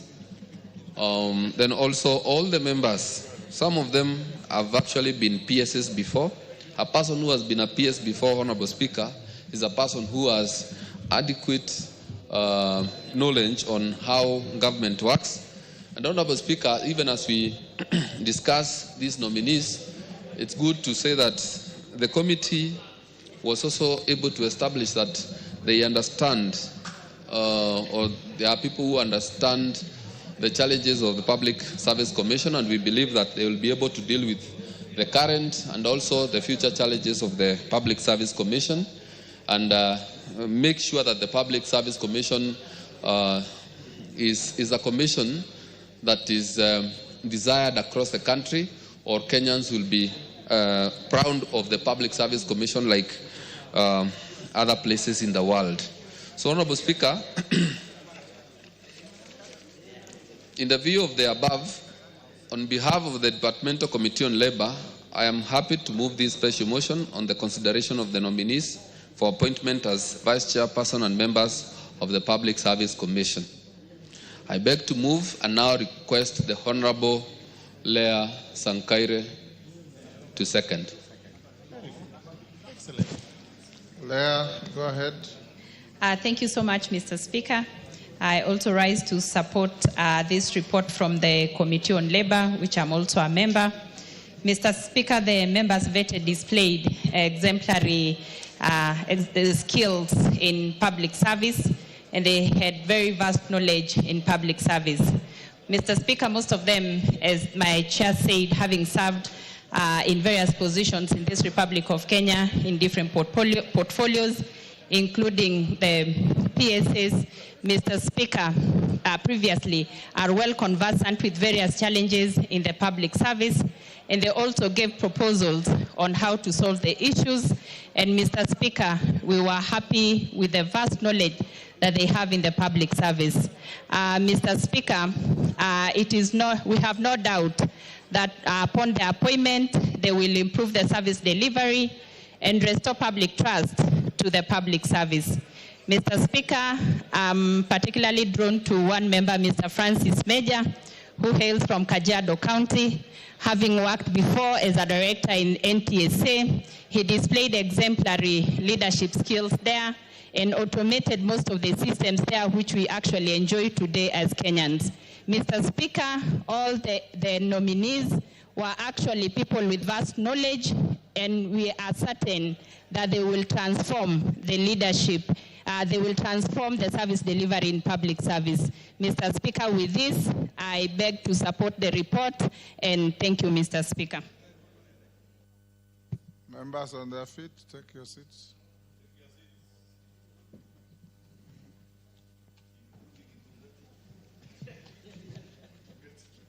Honorable members, I now propose the question at order number 11, which is that taking into consideration the findings of the Departmental Committee on Labor and in its report on the vetting of nominees for appointment as Vice Chairperson and as members of the Public Service Commission, laid on the table of the House on Thursday, 16 January 2025, and pursuant to the provisions of Article 2332 of the Constitution and Section 3 and 8 of the Public Appointments Parliamentary Approval Act, Cap 7F, this House approves the appointment of the following persons to the Public Service Commission: Mrs. Mary Wanjira Kimonye, CBS Vice Chairperson; Mr. Harun Maalim Hassan, Member; Ms. Mwanamaka Amani Mabruki, CBS Member; Mr. Francis Major, Member; Dr. Irene Cherotich Asiega, Member; Mr. Boya Molu, EBS Member; Ms. Joan Andisi Machayo, Member; and Dr. Francis Otieno Owino, CBS Member.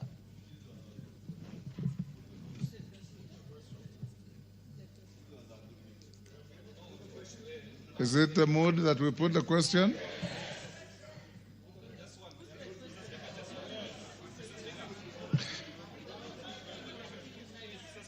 Yes. Yes, Yusuf, you don't want to agree with the rest of the members? Let me put the question on the proposal. Okay, go ahead. Thank you so much, Honorable Speaker, for giving me this opportunity. I stand to support the report of the committee. I think this is one of the most diverse commission that the Public Service Commission has ever had. From the national cohesion and equal opportunity point of view, you see someone from Northeastern, my constituency, is the first time in the history of Kenya represented in this commission. You see someone from Upper Eastern, you see from Rift Valley, you see from Nyanza, which means that this is a well mixed, and this is the commission that looks at the public service, employment and recruitment, and then we expect the outcomes will be quite different what used to be. Last year, my committee, National Cohesion and Equal Opportunity, we audited the Public Service Commission, and we looked at the previous recruitments, and the issue was very pathetic. There was too much leaning to some parts of this country, while others were not actually represented.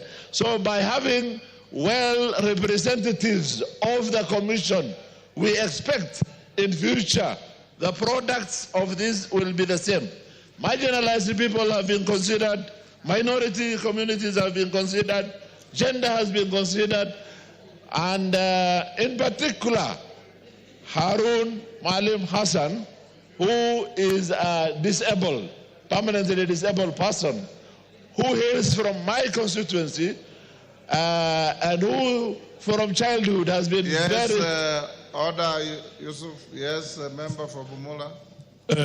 Whereas I have no personal issue with anybody on that list, is the member in order to say, to mislead the House that the list reflects diversity when we have a chairman and vice chairman coming from the same region? Honorable Speaker, is the member in order to mislead Mushiri and Wanjiru? Kimonye, to be specific, Honorable Speaker. Thank you, Mr. Chairman. There is no chair on this list which we are discussing today. So I'm talking of those commissioners which have just been named here. There wants to be a commissioner soon. So no chair is here, and therefore I don't know who the chair is. And the ones I'm looking at are well representatives of this country. As I was saying, that I sincerely thank the appointing authorities for once having considered somebody from Mandera West as a Commissioner of Public Service Commission. Yeah? You've made your point. You are repeating yourself. Thank you. Thank you. With these remarks, I support the committee's findings. Thank you so much. Zamzam. And you are not supporting the findings of the committee, you are supporting the motion before the House. Asante Mheshimiwa Spika, na mimi niweze kuunga mkono hawa walioteuliwa Mheshimiwa Spika. Kwanza nikiweza kumpongeza dada yetu mwanamwaka Amani Mabruk ambaye anatoka katika jimbo la Mombasa. Ni mwanamke ambaye ni msomi, mpole, mchapakazi ambaye ameweza kuhudumia public service miaka mingi na ni mtu ambaye tunamwamini. Mimi nataka kuambia wote walioteuliwa Mheshimiwa Spika kuwa waweze kuhudumia jamii bila kuwa na upendeleo Mheshimiwa Spika. Nikimwangalia huyu Harun Maalim amekuwa ni mtetezi sana wa watu wanaoishi na ulemavu, na nina imani nafasi hii ambayo amepewa Mheshimiwa Spika itamwezesha kuweza kuhudumia walemavu kwa njia ambayo ni sawa Mheshimiwa Spika. Sijui mambo ya vice chairman na chair wake, lakini kama ni kweli Mheshimiwa Spika, japokuwa majina hayako hapa, ingekuwa vizuri kama naibu wake angekuwa anatoka sehemu nyingine ili tuweze kuchanganya, lakini hata hivyo yule ambaye anaweza kupewa kazi Mheshimiwa Spika apewe kazi, afanyie Wakenya wote kazi. Asante sana Mheshimiwa Spika.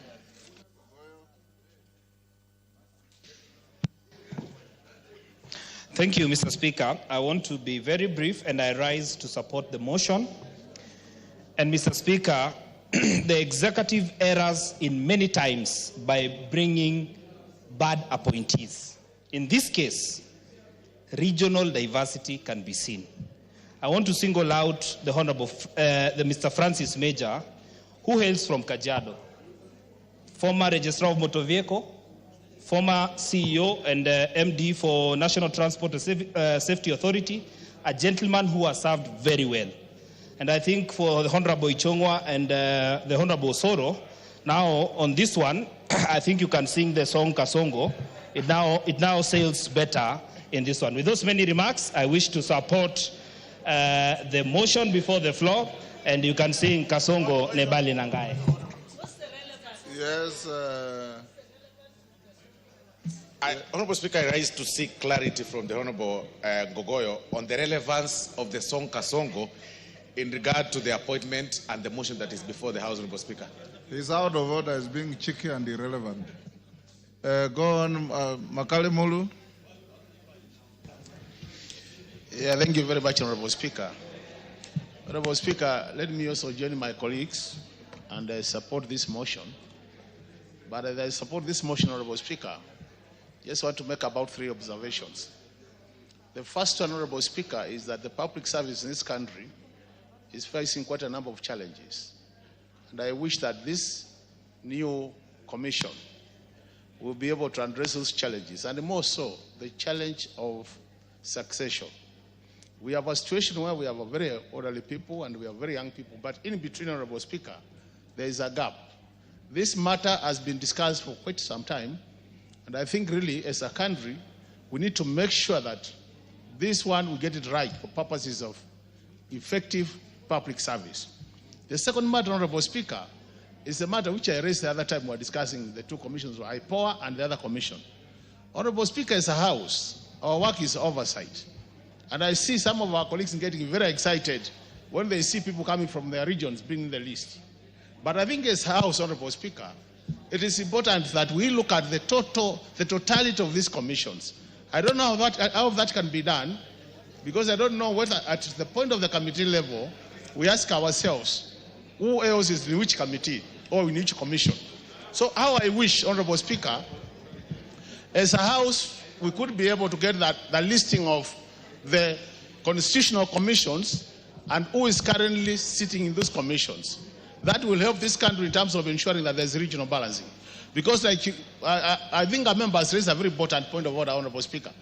In a situation where you have a commission, a high-ranking commission like Public Service Commission, which is almost equivalent like the one you chair, Honorable Speaker, the Parliamentary Service Commission, and you have a chair and a vice chair coming from the same region, Honorable Speaker, I don't think Kenya is short of professionals who can sit on these things. So the issue of balancing and also for effective management, so that Kenyans don't appear like some sections have been left out and others are in, Honorable Speaker. I think as a House we need to start paying a bit of attention to these details because it will help the process. The last point, Honorable Speaker, is the Public Service Commission is also, I think it's supposed to be taking care of capacity building. Honorable Speaker, a number of these senior public servants, I think as a House we need to think about supporting them with a budget to build their capacity building. Some of them have been in employment for so long, they never get a chance to be trained to upgrade their skills.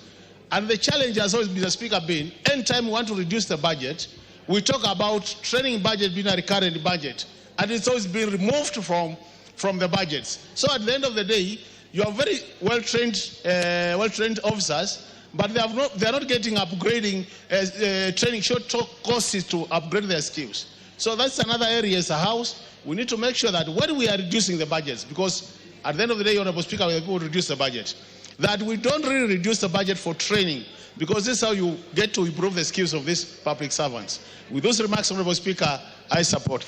Russell. Thank you very much, Honorable Speaker. Honorable Speaker, I really want to be brief. First of all, the Public Service Commission is almost the principal commission, constitutional commission, that employs. When we say that the civil service is actually lopsided, it's because Public Service Commission is not doing a good job. Secondly, it is about promotion. In most of the senior cadres, you must appear before the Public Service Commission to get a particular appointment in government. Thirdly, it is about the face of this country. If you don't have somebody in the Public Service Commission, the chances of you getting to a position that you desire is actually very rare, and sometimes it's like walking in the desert. Honorable Speaker, I want to say this as a parting shot. Once this commission is in place, they must visit all parts of this country and get views in terms of what is the representation, why are certain communities not in government. With those few remarks, I say, Honorable Speaker, thank you very much. Daud. Yes. Hold, Daud. Yes, Honorable Chepkonga. Thank you, Honorable Speaker. Honorable Speaker, I see that we have unanimity in terms of the approval. Would I be in order, under the standing orders, Mr. Speaker, that the mover be called to reply or the question be put? Mr. Speaker, you know we have just come out of our recess. And Mr. Speaker, I think it would only be fair that the question be, because we are all in agreement. There's nobody who is opposing. I thank you, Mr. Speaker. I had already given Daud. Let me have him. Thank you, Mr. Speaker. Mr. Speaker, I'll be brief as well. Mr. Speaker, I want to support the motion the Vice Chair, Mrs. Mary Kimonye, is my neighbor, and I know she's worked in the public service for many, many years, and she's capable of that. What I want to disabuse the notion by Honorable Wamboka that she comes from the same region with the chair, whereas the chair comes from the central region and Mary Kimonye comes from eastern region. So it's not the same region. Secondly, Mr. Speaker, I want to support the nomination of Major, who was the NTSA DG, together with Mr. Bolu, who has got a vast experience. Mr. Speaker, I just want to ask the new commissioners to put into place my bill, which I brought to this House, which has been passed, Values and Principles of Public Service, to actualize it what Honorable Raso has talked about. And if they can do that, then they will have done a lot of good. Thank you, Mr. Speaker, and I support. Owen Bayer. Thank you, Honorable Speaker. Honorable Speaker, I just want to congratulate the members that have been nominated. I also congratulate the committee for a good job, but also to say that I want to thank the President, the appointing authority, for looking at gender. You can see we have 1, 2, 3, 4, almost 5 members that are ladies in this commission. I think that is very good in promoting gender in this country. But also to thank the President for actually giving us a lady from the coast that will stand in the public service. But I also want to say that public service is the engine of government. So they have a duty to ensure efficiency and effectiveness in management of government if they do a good job. If they don't do a good job in terms of recruitment, then they will fail the country. So I want to tell them that they have their cloth cut for them. They need to do a good job so that public service in this country can take off and be that efficient public service that can be respected in the world. I thank you, Honorable Speaker. Members, can we call the mover to reply? I put the question that the mover be called upon to reply. As members of that opinion say aye. Aye. Those with a contrary opinion say nay. The ayes have it. Karemba. Thank you, Honorable Speaker. I wish to thank the honorable members who have added their voices to this motion and in support of it. Indeed, the committee did its work, and I also wish to thank the honorable members who sat together with me to vet these nominees. Honorable Speaker, I also wish to wish the incoming commissioners and the vice chair all the best as they execute their duties as the new commissioners of the Public Service Commission, and hope that they will take this country forward in the spaces that they will be occupying.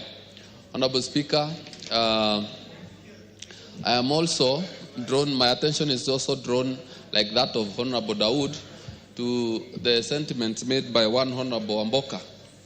You know, for those of us who come from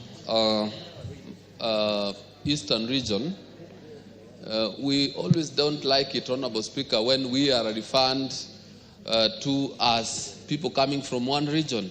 The vice chair comes from the county of Meru, whereas Meru and... Honorable Karemba, you are the chair of the committee.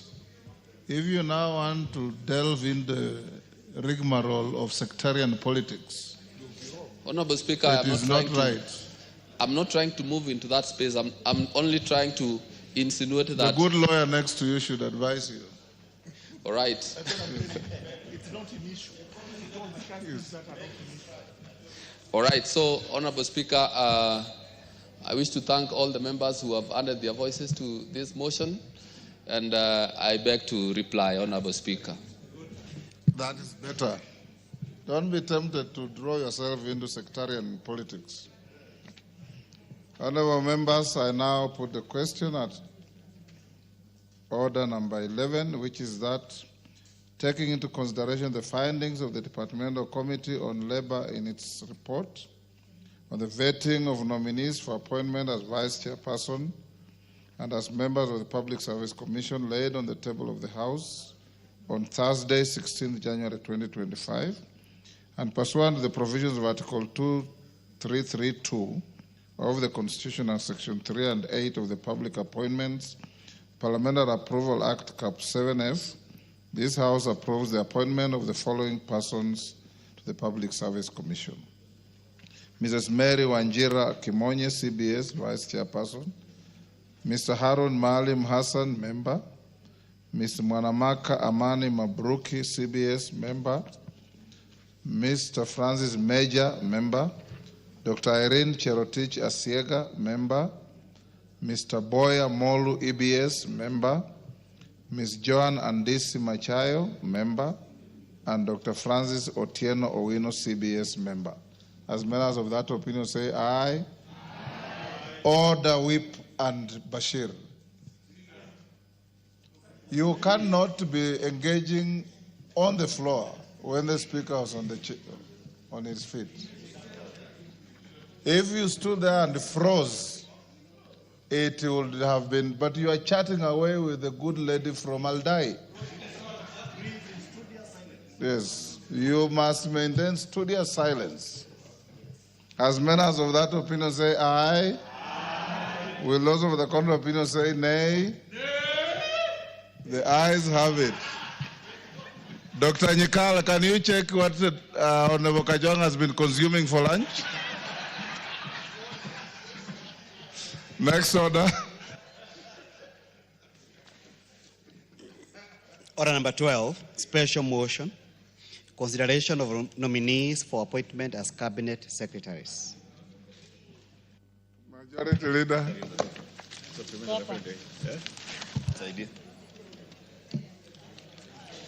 Thank you, Honorable Speaker. Honorable Speaker, you know Dr. Nyikal is a very good medical doctor, and therefore you are very right. He could check what, if there is any problem with the Honorable TJ Kajwang, who we cannot afford to be in this house without. So Dr. Nyikal must ensure he's okay. Honorable Speaker, allow me to move that taking into consideration the findings of the Committee on Appointments in its fourth report on the vetting of the nominees for appointment as cabinet secretaries laid on the table of the House on Thursday, 16 January 2025, and pursuant to the provisions of Articles 152(2) of the Constitution and Sections 3 and 8 of the Public Appointments Parliamentary Approval Act, Cap 7F. This House approves the appointment of the following persons as cabinet secretaries. 1, the Honorable Mutahi Kagwe EGH as a minister or the cabinet secretary in the Ministry of Agriculture and Livestock Development. 2, the Honorable William Kabogo as the cabinet secretary in charge of Information Communications and Digital Economy Ministry. And 3, the Honorable Lee Kinyanjui as the cabinet secretary in the Ministry of Investments, Trade and Industry. Honorable Speaker, allow me to take this opportunity first to thank you as the chair of the Appointments Committee and all the 20 members of the Parliamentary Appointments Committee who took their time, Honorable Speaker, during the recess to come and vet these 3 cabinet nominees, even as I thank all the members of this House who have heeded to the call for a special sitting today to approve the motions that we've just approved, that of SRC, the Public Service Commission, the ambassadors who are being designated to serve our country in different destinations around the world. And lastly, this motion, Honorable Speaker, to approve these 3 cabinet secretaries to serve in those 3 ministries, Honorable Speaker. Honorable Speaker, having and Kenyans watched as we vetted these 3 cabinet nominees. And these nominees, Honorable Speaker, are not new in the public service. The Honorable Mutahi Kagwe has been a minister right from the Kibaki time when he served as minister for 2 years as minister for ICT, or what was then the Ministry of Communications and Information and Communication, Honorable Speaker. He then served as Minister for Health at a very challenging time during the COVID outbreak, Honorable Speaker. And many Kenyans will remember the Honorable Mutahi Kagwe as a COVID-era minister. And he cut his niche, especially with his very good communication skills, always updating the country on the status of the pandemic in the country, Honorable Speaker. And I remember my own daughter who was then only 2 years old, whenever he saw either CS Mutahi Kagwe or the then CAS, Dr. Mwangangi, Masi Mwangangi, she would tell me, COVID. And in my house, Mutahi Kagwe was christened the COVID minister.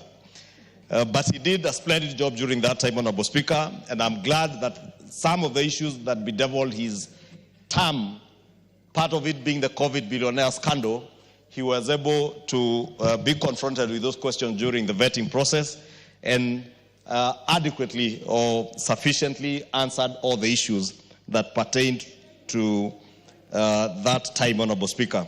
Honorable Speaker, I'm saying this because all the other nominees, the Honorable William Kabogo Getao is the first governor of Kiambu County, Honorable Speaker. The Honorable Lee Kinyanjui is the second governor of Nakuru County. Honorable Speaker, as much as these two gentlemen never made it back to serve their second terms, during their terms as governors, there are things you could see both in Kiambu County, where I come from, and I say this, Honorable Speaker, knowing that I had run-ins with the Honorable Kabogo when he was governor for Kiambu. And it was nothing ever personal, it was all in the course of business in politics, Honorable Speaker. But I can say today, so far, of all the governors who have served the county of Kiambu in terms of performance, William Getao Kabogo ranks #1 in terms of performance. Second is Governor Nyoro. Of course, the current governor and Governor Waitito, I can't even begin to rank them, Honorable Speaker. The Honorable Lee Kinyanjui, Honorable Speaker, midwifed. I don't know who that is. The Honorable Lee Kinyanjui, Lee Mayan Kinyanjui. Yes, Janet. What's your point of order? Mr. Speaker. Give him the mic.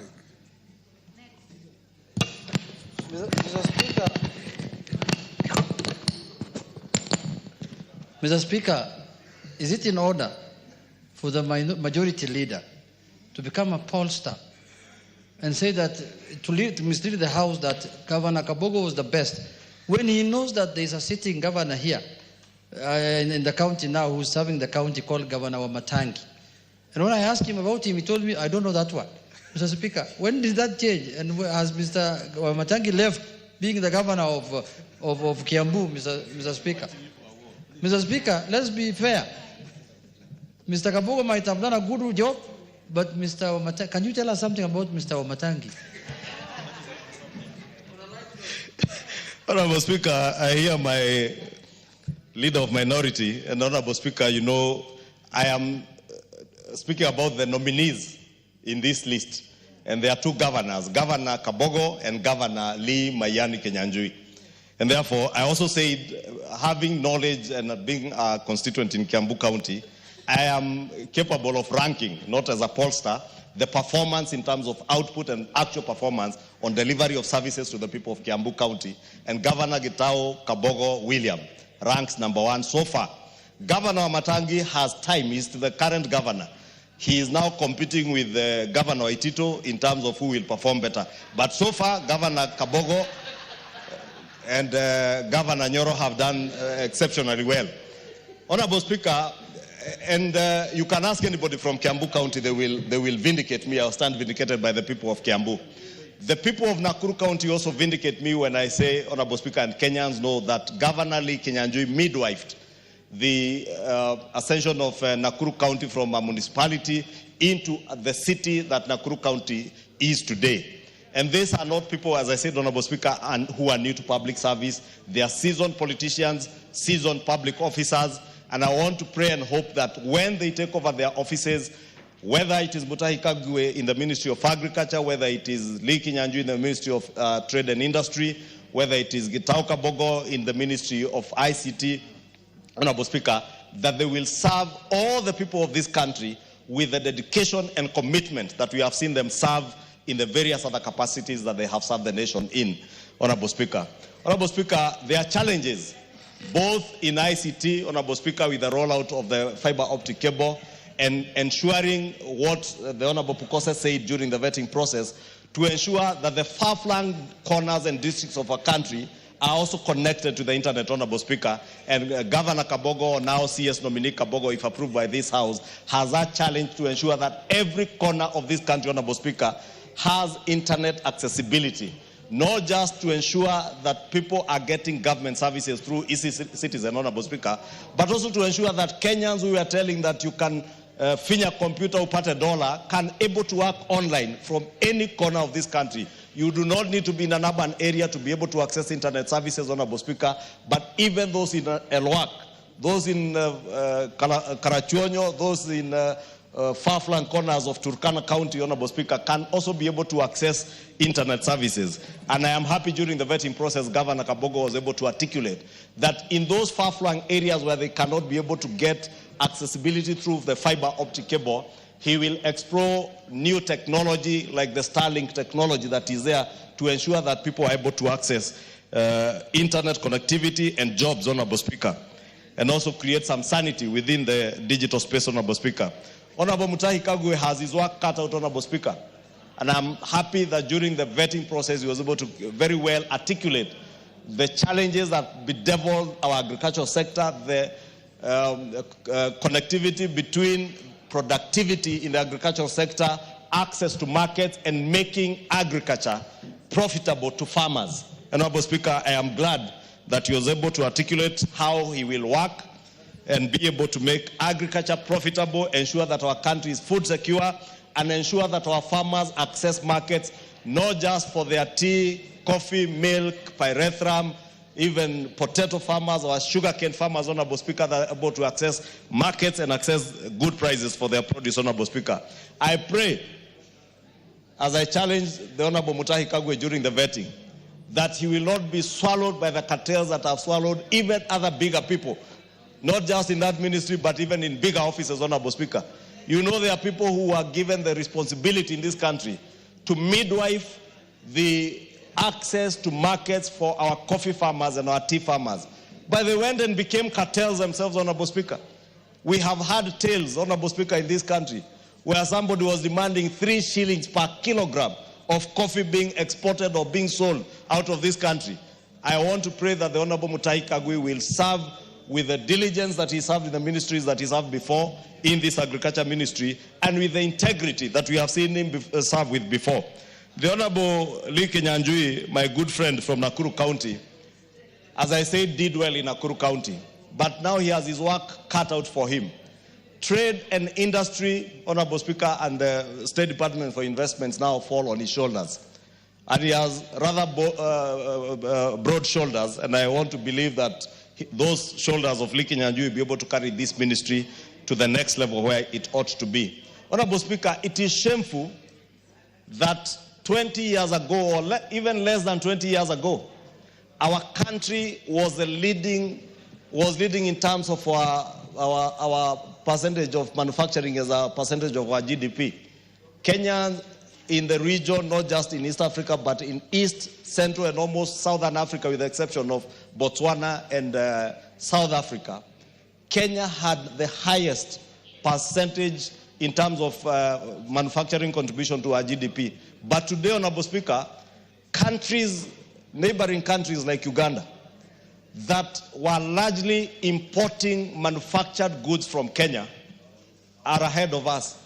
If you look at the 2023 statistics, Honorable Speaker, Uganda's manufacturing industry has grown to contribute at least 15.65% to their GDP, whereas Kenya's is at a level of about 7.3%, almost actually half or less than half that of Uganda. When and how Uganda overtook us in manufacturing, Honorable Speaker, is a challenge that Lee Kinyanjui has to reverse that. There is no sector that can create more jobs than the manufacturing sector, Honorable Speaker.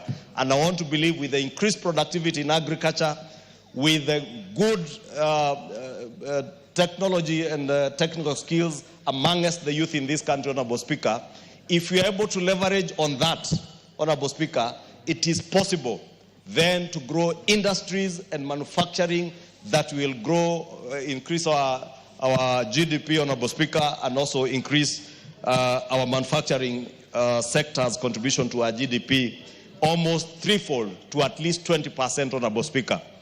We have stagnated about 7% for the last almost 10, 12 years.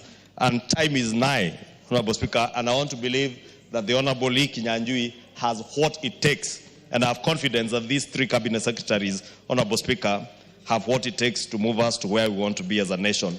And in terms of implementing the bottom-up economic transformation agenda. Honorable Speaker, I know there are issues, and I want to note that there are memoranda that were filed before the Appointments Committee, which we all considered. The nominees were given these memoranda, and they responded to them. And one of the salient issues in this memoranda was the question of two-thirds gender rule, Honorable Speaker.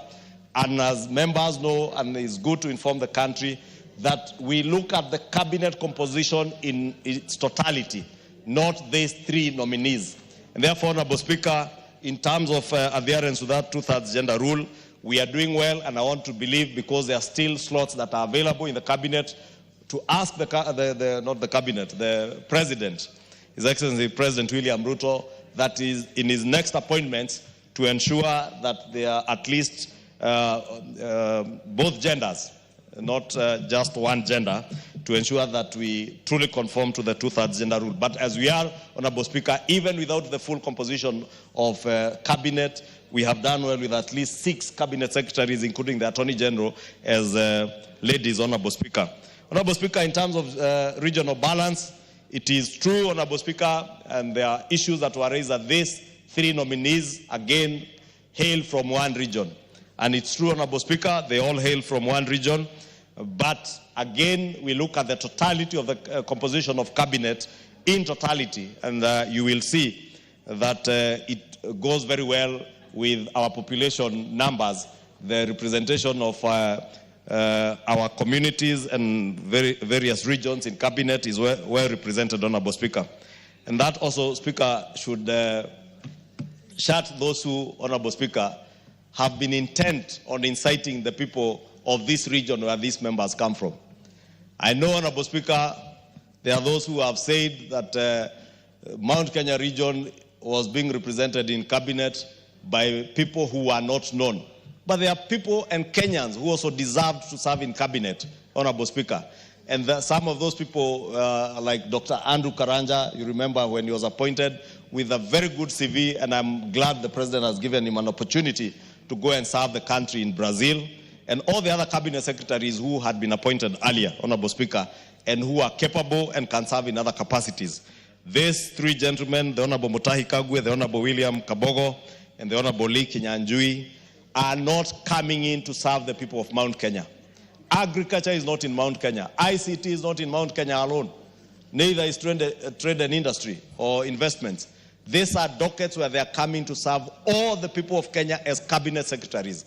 And I want to encourage them to serve the people of Kenya without any regard to the regions they come from, to serve people fairly and equally.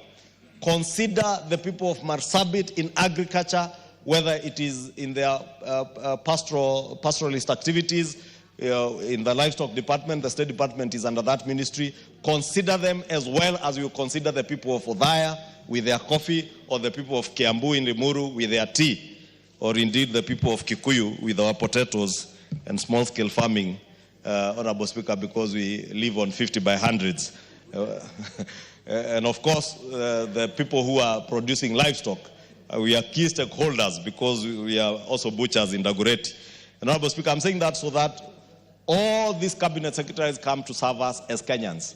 And nobody should ever look at them on the basis of the regions where they come from. I know there are others who may have wanted and tempted even cabinet secretaries. And it is sad, Honorable Speaker, that today we even have cabinet secretaries who get tempted to playing to the public gallery, excite emotions on the basis of ethnicity and regions they come from, inciting communities against communities. And Honorable Speaker, it is sad. And I want to pray that these 3 gentlemen, because during the vetting process, they are able to show that they look at Kenya as one unitary state. They will serve the people of Kenya without regard to where anybody comes from or whatever language any Kenyan speaks, and serve them as Kenyans. I wish them all the best, Honorable Speaker, and I want to implore on all of us to approve these 3 cabinet secretaries so that cabinet may be not fully constituted, but at least those who are acting can now hand over, and hopefully the next cabinet meeting, they will have been sworn in and take over the service of serving Kenyans. With those many remarks, Honorable Speaker, I beg to move, and I want to request the Leader of Minority, the Honorable Junet Mohammed, who also sits in the Appointments Committee, to second the motion in agreement. Thank you, Honorable Speaker. Junet. Thank you, Honorable Speaker. Honorable Speaker, I rise to second this motion for the adoption of the 4th report of the Committee on Appointment on the approval hearings of nominees for appointment as Cabinet Secretaries, Mr. Speaker. Honorable Speaker, as the Majority Leader has alluded to, I sit the committee that is chaired by yourself of appointment and approval, Mr. Speaker.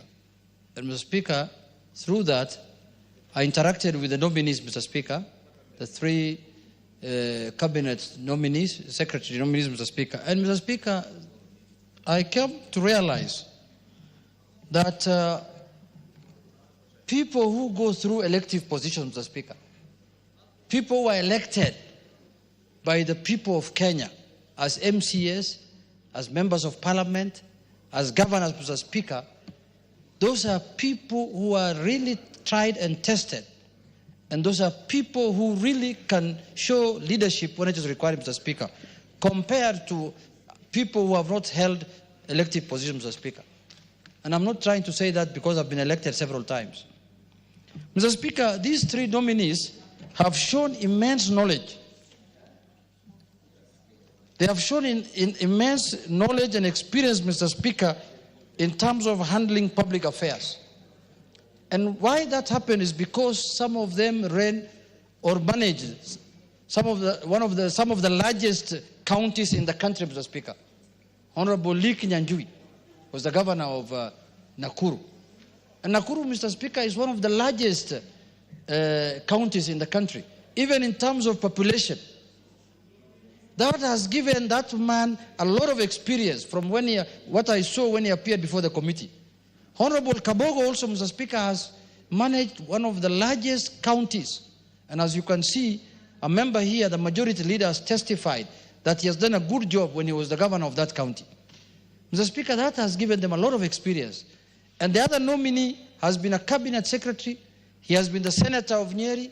He has been a cabinet secretary at a very difficult time when this country had a pandemic, the coronavirus, Mr. Speaker, and he handled it very well.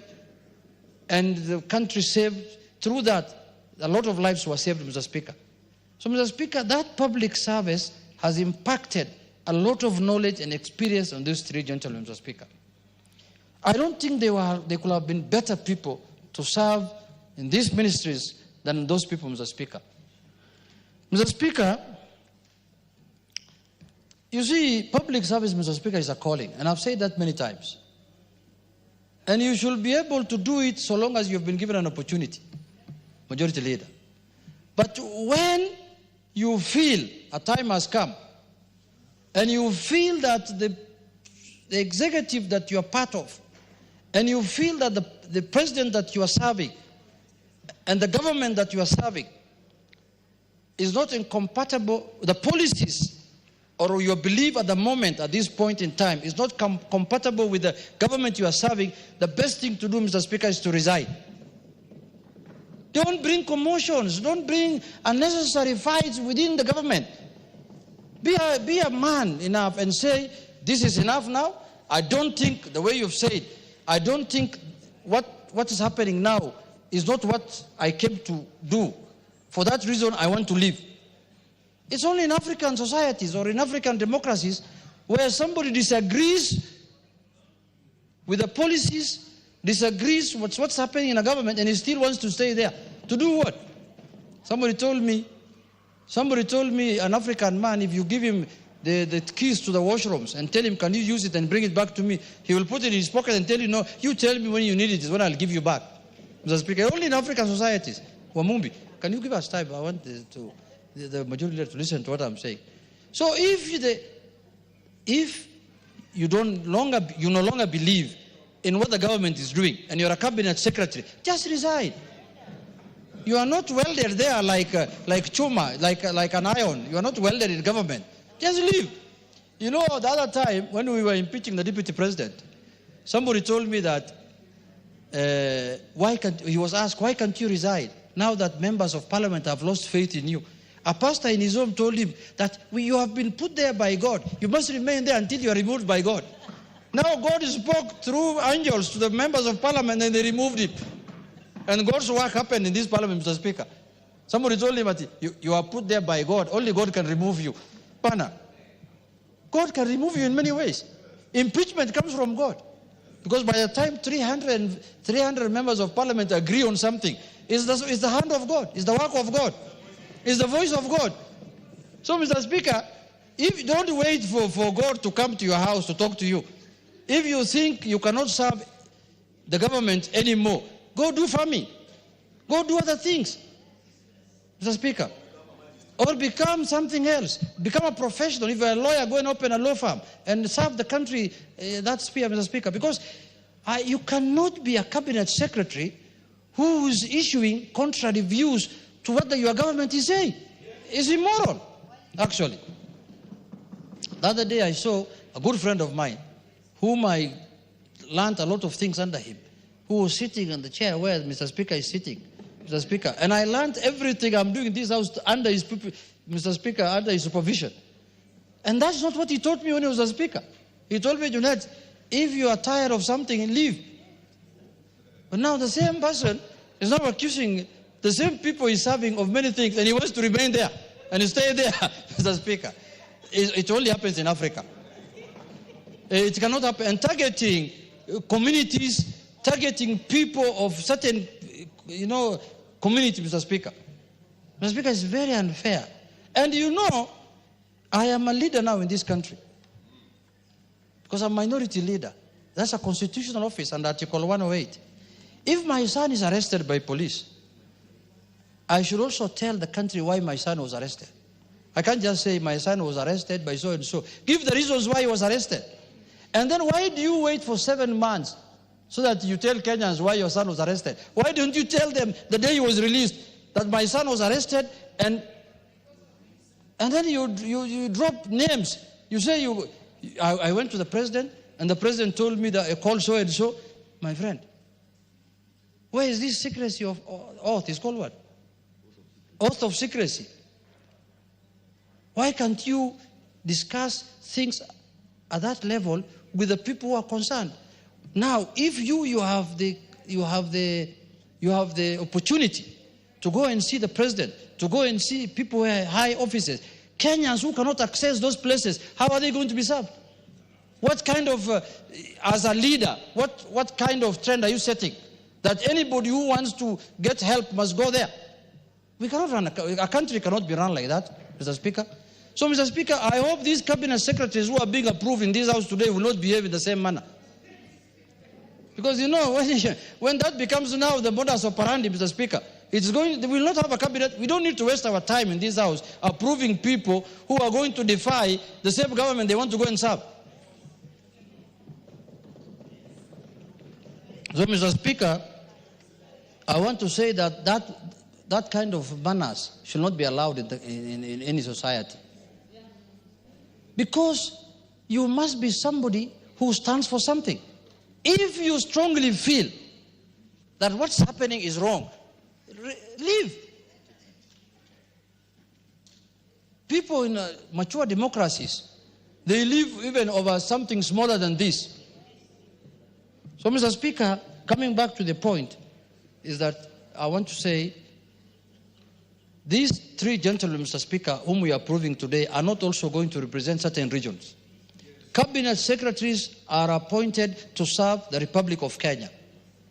Every Kenyan, Mr. Speaker, deserve their service, Mr. Speaker. If you are going to behave like the way people we have impeached, and then start talking about, you come to my constituency and you bring me salamu from your home, I will just chase you away.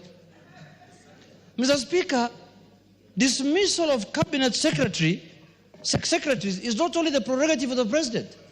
This House has constitutional mandate also to dismiss cabinet secretaries, the way we are approving them. So if you behave in a very tribalistic manner, you behave in an awkward manner, then nothing stops us from filing an impeachment motion and removing you from office, Mr. Speaker. Mr. Speaker, if you believed the people you are saying abducted your son, and the Kenyans, and you took 7 months, Mr. Speaker, to tell Kenyans what happened, who will believe you now? Because, 7 months is a long period of time. I'm sorry to say, I called a police officer, under the privilege of the House. I was told people are arrested over many things. You can be arrested because you are dealing in drugs, you are dealing in money laundering. You can be arrested on many things. Arresting is not abduction. We have to condemn abduction, but we cannot condemn arresting. Yeah, police officers are paid, they earn salaries so that they can arrest people. That's their work. If I break the law today, they will arrest me. But we must condemn abduction, but we cannot condemn arrest. Arrests are legal. They are legal in our laws for a policeman to arrest me and to arrest anybody else. Mr. Speaker, so I want to emphasize on the issue that cabinet secretaries must serve all Kenyans. If you want to serve your village, go and become an MCA. Don't become a minister or a chief. Like the way I see now, there's a senior chief now who is meeting people in Wamunyoro. Every day they are meeting there. You are now just local chief there, just meeting people there. You expect me to travel all the way from Nairobi to go and meet somebody in that village? What is the name of that village? Wamunyoro. I can't go, Mr. Speaker. So if you want to be like that, just go to your village. But if you want to serve Kenyans, if your desire is to serve Kenyans as a cabinet secretary, then serve all Kenyans, irrespective of their region, irrespective of their community, irrespective of their service, of religion. Yes, member for Madeira. Junaid, do you want to be informed? Yes. Yes. Thank you, Mr. Speaker. Especially from somebody from Wamunyoro village, Mr. Yes. Speaker. I want to inform Honorable Junaid that Wamunyoro is a very good village in Madeira constituency. And in that village there is a chief who is a very good man who serves people, all the people in dignity. It is only one man, disgruntled, who is meeting people with long beards who don't know where they are going. So let's not discuss Wamunyoro. Wamunyoro is a good village. It's only one man who don't know where he is going or where he is coming from, who is disgruntled and he doesn't know where he is going or coming from. Thank you, Mr. Speaker. Mr. Speaker, I want to thank the Member of Parliament for Madeira for informing me that Wamunyoro is a very good place. I have not visited Wamunyoro yet. I need to pay a courtesy call to him so that I can see how good Wamunyoro is, Mr. Speaker. But Mr. Speaker, why am I using Wamunyoro as an example? Mr. Speaker, I cannot travel from a place called Migori in Wothorumo or Wothogig all the way to Wamunyoro so that I can get government services. I must get government services nationally. The minister must come to my place in Gorjope so that he can serve me in Gorjope, not me to go to Wamunyoro, Mr. Speaker. That is why we retired someone to Wamunyoro. And I'm sending a warning to the cabinet secretaries that if you take the behavior of Wamunyoro, if you want to serve only Wamunyoro people, we will sack you. We will impeach you. You must serve all Kenyans. And if you want to serve only your local people, become an MCA. That's where local people, the ward where people are served, Mr. Speaker. Because, Mr. Speaker, there are people who think they have become cabinet secretary to serve their region, or to serve their community, or to serve their tribesmen. No. Cabinet secretary is a national position. If you want to remain as a CS, you must remain national, Mr. Speaker. And I know these three whom we are approving today, they are experienced. These are people, these are national leaders who have served all kinds of Kenyans, because you know Nakuru, almost every community of this country lives in Nakuru. Even in Kiambu nowadays, because it's becoming an extension of Nairobi, many communities stay in Kiambu, Mr. Speaker. These are the kind of leaders we want to have in cabinet.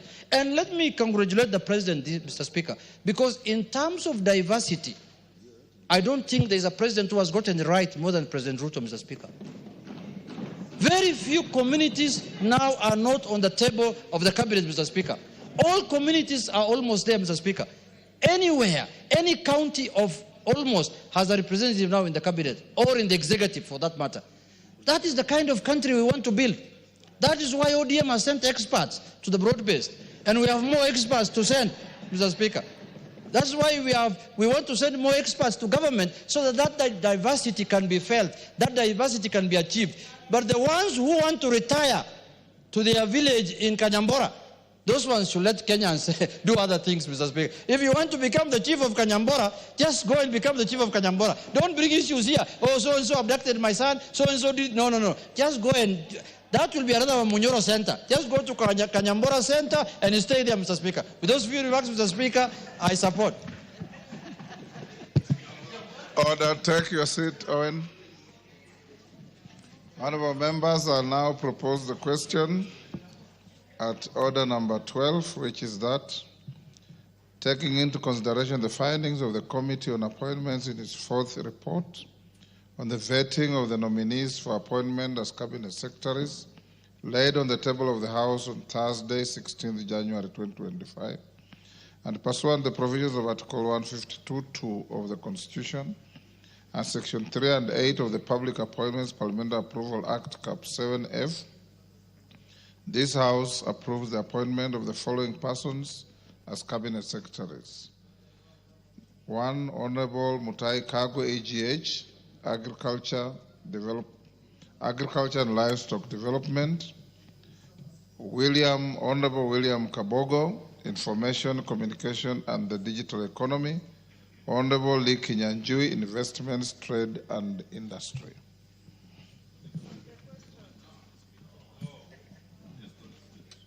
Yes, Wangwe. Thank you, Honorable Speaker. Honorable Speaker, allow me to first and foremost support this motion of consideration for the appointment of the Cabinet Secretaries.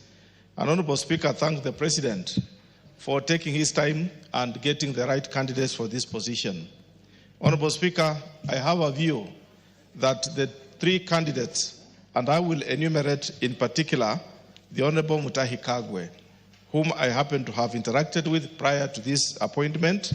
And Honorable Speaker, I find Honorable Mutahi Kagwe as a very strong candidate for this appointment and feel the performance he displayed, Honorable Speaker, during his position as the Cabinet Secretary in charge of health shall follow suit.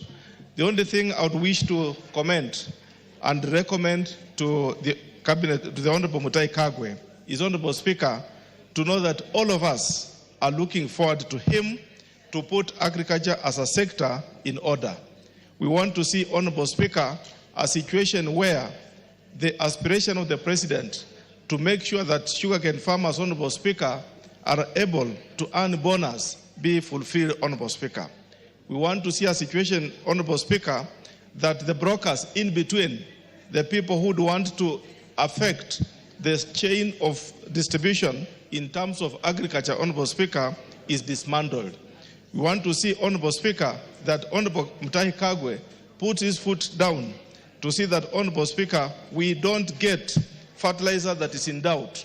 Let the government agenda, Honorable Speaker, to give us the fertilizer at 2,500 be implemented and even come more lower.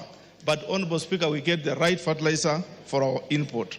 Honorable Speaker, we want to see that the marketing of our product in terms of how to sell it and where to sell is opened more, wider and wider, so that, Honorable Speaker, we see as farmers all what is good to be implemented. And, Honorable Speaker, I want to say that we are now implementing the Sugar Bill, Sugar Act, and I would want to request the Honorable Mutahi Kagwe, should this House consider and approve his nomination, Honorable Speaker, let him make sure that he concludes what has been started so that, Honorable Speaker, we get the sugar sector be very much independent and implemented. Honorable Speaker, speaking on Honorable Liki Nyanjui, I had a privilege of working with him, Honorable Speaker, especially during the previous campaigns, and I found, Honorable Speaker, Honorable Liki Nyanjui as a very astute member of any organization. And him, Honorable Speaker, having been a governor, it's important. I thank him and say, Honorable Speaker, the docket that he's being bestowed on investment, trade and industry is not a small docket, Honorable Speaker. It's a docket that balloons the economy of our country. All what we manufacture, Honorable Speaker, must get the destination, and all what is possible to invest, Honorable Speaker, any small-scale person relies on this docket, Honorable Speaker. We want to see him working hand in hand with the National Treasury to open up the sectors that we need to supply our products. Let us open up the industry the manufacturing sector, so that, Honorable Speaker, we don't just say we want our youth to get employment. Let our youth, Honorable Speaker, get very good employment, especially where foreigners and those people with money can invest in good industries to add value on our produce. As an agricultural economy, Honorable Speaker, we must have where to add value to our produce, and that is where Honorable Liki Nyanjui is going to come in. Honorable Speaker, on the front of ICT, under the Honorable William Kabogo, I don't have a benefit of having worked with him, but having felt him as a governor of Kiambu. He was a forthright, and as well as a member of this House, Honorable Speaker, you could see, I went to the Hansard, and you could see, Honorable Speaker, how astute Honorable Kabogo was on the floor, and how astute, Honorable Speaker, he could force and push issues. We want him, Honorable Speaker, to push that Kenya moves to the next level of ICT. Let us not just be manual, mechanical, rather, Honorable Speaker, move to the next global frontier. Honorable Speaker, we must look at the issue of the internet supply. We must look at the issue of communication. We must look at the issue, Honorable Speaker, that internet is not meant for disabuse. Honorable Speaker, internet is meant for communication. It's not meant for ridicule. Let Honorable Kabogo come in and know that he should be able, Honorable Speaker, to put the provisions as they are supposed to be, so that we have a fair play, so that let everyone who is using the internet use it within the law. It's not an issue of the youth. Many a times, Honorable Speaker, people have said the youth are abusing the internet. That is wrong. Even the elderly, Honorable Speaker, when they speak on the internet platform, they must inform each other rather than abusing each other. Therefore, Honorable Speaker, these nominees stand a good chance, and I will want to say, Honorable Speaker, we approve them so that we all move forward as a country and get our spaces replaced. Thank you, Honorable Speaker, and I support. Bowen.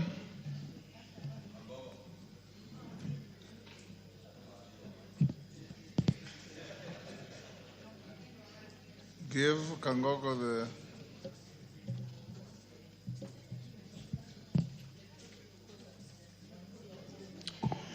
Okay, thank you, Mr. Speaker, for giving me this opportunity to support the three nominees, Mr. Speaker, for the Cabinet Secretary's position. And Mr. Speaker, I want to say some few things. Starting with the Honorable Kakwe, Mr. Speaker, I want to support this nomination as a Cabinet Secretary. Mr. Speaker, when the Honorable Kakwe was the CS for Health, at a very difficult time, Mr. Speaker, when the country was fighting the COVID-19, he proved himself, Mr. Speaker, that as a capable Cabinet Secretary in the Ministry of Health then. And Mr. Speaker, I want to ask the Honorable Kakwe as he moves to the Ministry of Agriculture. The agriculture is the backbone of our economy as a country. And Mr. Speaker, in the last few months, the Ministry of Agriculture has been on the wrong for many things, especially the fertilizer.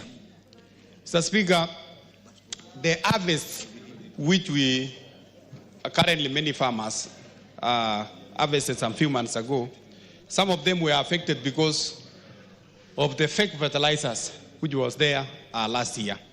Mr. Speaker, we want to ask the CS nominee that as he takes over the ministry, once he's approved by this House, to make sure that the Ministry of Agriculture becomes the backbone, Mr. Speaker, and supports the farmers of this country to produce enough for this country. There is no need, Mr. Speaker, when we have almost majority of Kenyans, 90% of our people, they are farmers, and they are getting a little support from the government. Mr. Speaker, the issue number 2, the cartels we have in Ministry of Agriculture, they are quite a number. You will find that farmers, there are so many middlemen. In coffee, in tea, they are not benefiting from their produce. So we want to seek that the cabinet secretary, once he's in that office, is able to help the Kenyan farmers. Mr. Speaker, the issue of ICT and the Honorable Kabogo, if it's approved by this House. I think ICT is an emerging technology, Mr. Speaker, and there are so many challenges, from fraud to hacking to so many things. And there is need to regulate actually the industry. There is a lot to be done in the industry to make sure that the new ICT, the digitization in the country, they are used for the benefit of the people and the young people, and it is not a platform for abuses. It's not a platform for people to make illegal activities. And Mr. Speaker, finally, the Honorable Lee Kinyanjui, we want also to support him in the Ministry of Trade. The trade, Mr. Speaker, our import and export, Mr. Speaker, determines also our balance between a shilling and the dollar. So when we have a lot of export, Mr. Speaker, as a country, you will see that we will benefit from the business of foreign exchange. And currently, I think as a country, we are importing more than what we are exporting. So we expect that the League in Anjui, when he comes in, he will take up the ministry to the next level to benefit Kenyan traders. Mr. Speaker, I support the 3 nominees.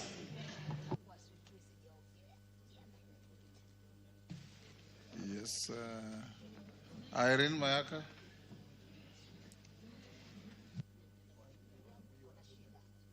Thank you, Honorable Speaker. Honorable Speaker, I also take this opportunity to support the nominations of the 3 appointees, being the Honorable Mutai Kagwe, the Honorable Lee Kinyanjui, and the Honorable William Kabogo. Honorable Speaker, these 3 all have one thing in common. They have a wealth of experience. They each have done unique things within the sphere of their previous appointments that make them exceptional. And Honorable Speaker, just as it has been said by our previous members, is that we really want to encourage that these cabinet secretaries focus their work nationally and not just within the country. Honorable Speaker, we all remember very well how the Honorable Mutai Kagwe was very instrumental during the COVID-19 period. And Honorable Speaker, some of the things that really impressed me when I watched the interview was when he spoke about engaging the youth in the agricultural sector. Because, Honorable Speaker, we are a country that is largely agricultural, but our young people are not interested in that space. And some of the ideas that he did share in terms of how he would engage the youth in this space was very impressive. Honorable Speaker, the other thing that the Honorable Mutai Kagwe spoke about was the use of AI technology within our weather and agricultural space, which is something that is very progressive. It is being used in other countries, and it's very enlightening and very exciting to hear that a cabinet nominee for agriculture is actually talking about engaging AI in terms of the weather checks and also the increasing our agricultural produce. Honorable Speaker, in terms of the Honorable Lee Kinyanjui, I support his nomination. Honorable Lee Kinyanjui was fantastic as a governor. And not only that, those of us who worked within the Azimio Secretariat will remember how Honorable Lee Kinyanjui really assisted us in having a youth volunteer movement across the whole country, and he was very magnanimous in terms of how he shared his wealth of experience with us. Honorable Speaker, and finally the Honorable William Kabogo, when his nomination was announced, someone asked me why they would take someone like William Kabogo in the ICT space. But those of us who are really, really interested in that space know that the Honorable William Kabogo did a lot of digital transformation in Kiambu County. While he was there, he ensured that there was free Wi-Fi in the urban centers in Kiambu County. He ensured there was a digital county transformation service, including educating the people of Kiambu County to be able to engage in financial systems within the county. Honorable Speaker, even the system of digital revenue collection, while I was a member of County Assembly, I remember that one of the counties that we did visit as a place as a learning experience was Kiambu County, because they were able to strengthen and have a cashless system within their digital system. And so, Honorable Speaker, this for sure is a nominee who really understands that particular environment. And Honorable Speaker, without gainsetting what has already been done within the ICT sector, we do want to ensure that the entire country of Kenya has fiber optic. And I really like the fact that he already has knowledge in this space. Honorable Speaker, the nominee, William Kabogo, also spoke about the unethical use of social media, protecting the youth from harmful use of social media. And I did hear him also suggesting that we should get into a place where we regulate the social media space. We do not necessarily need to gag people from social media like TikTok, X, and Facebook, but we can introduce regulations within this space. The other thing that he spoke about that was very interesting, Honorable Speaker, is that he talked about the Konza Technopolis and having investors come on board in that particular space so that we can grow our Technopolis space. Honorable Speaker, the only thing I just want to say and encourage, and this is also because we are saying now that we want our cabinet secretaries to work for the whole of Kenya. It is my wish that the executive would actually have a rotational basis where 2 weeks in every month, the cabinet secretaries can actually go to different parts of this country and work from there so that they can understand what Kenyans are going through. They can understand the different spaces that their ministries and dockets are engaging on. And then that way, they'll be able to serve all Kenyans very well. We don't have to have cabinet secretaries being confined in Nairobi in the headquarters. I wish they would actually rotate and go everywhere. With those very few remarks, Honorable Speaker, I wish to support the nominations. I thank you. Wamumbi.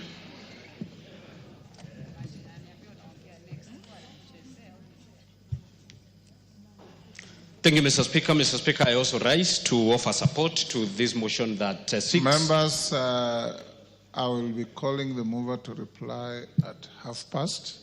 So those I'm giving an opportunity, take as little time as you possibly can. I would recommend 2-3 minutes. Okay. Thank you, Mr. Speaker. Obliged. I also rise to support this motion that seeks to approve the appointment of Honorable Mutahi Kagwe, Honorable Lee Kinyanjui, and Honorable William Kabogo as Cabinet Secretaries, Mr. Speaker. Mr. Speaker, I specifically ask Honorable Mutahi Kagwe to take the issue of vaccination very seriously, Mr. Speaker. Mr. Speaker, the President has just come back from UAE in search of markets for our beef. And Mr. Speaker, it is only the well-vaccinated livestock that will compete for the markets out there.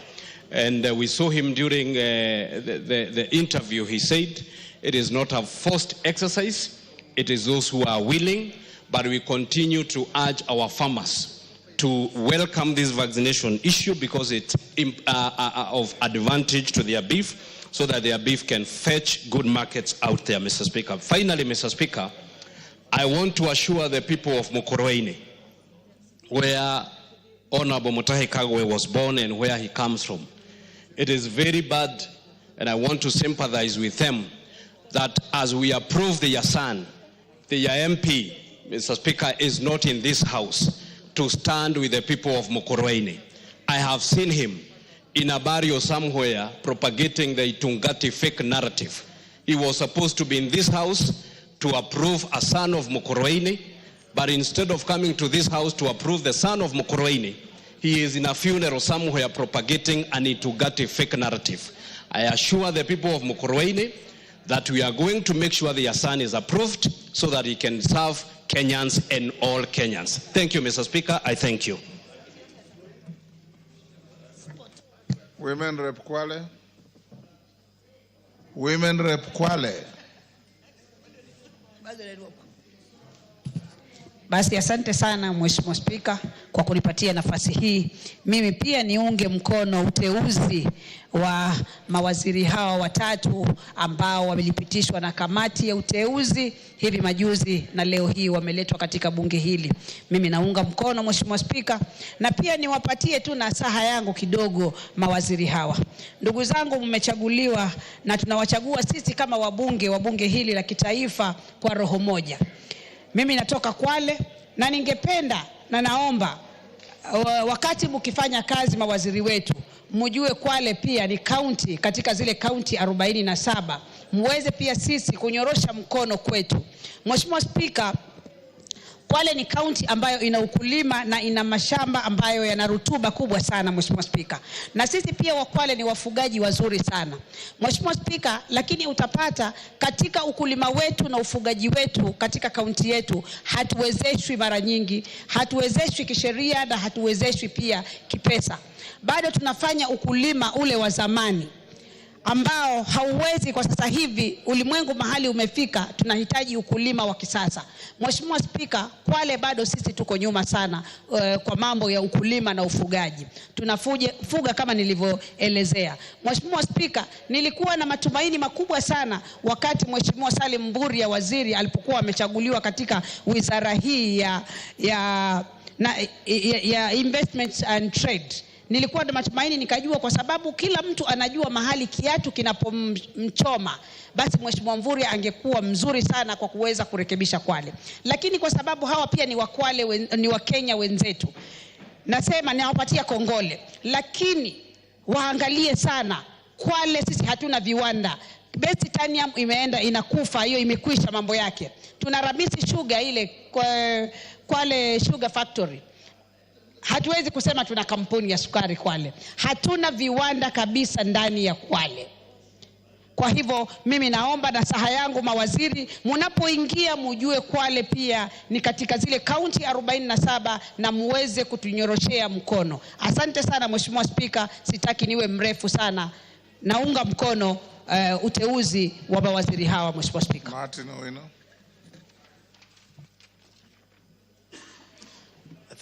Thank you, Mr. Speaker. As I rise to support this special motion, I want to congratulate you and your team for you sat through it all. And we watched it and we took notes.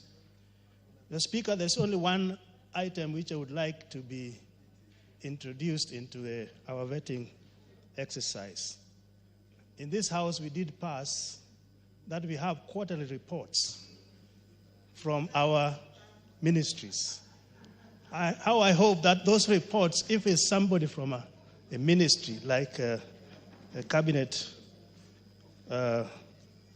Kagwe, we would have that report from the department to tell us how he performed in that section. And also that report will help the majority leader in his report so that he can reference it. The same with others from the two gentlemen from the Senate.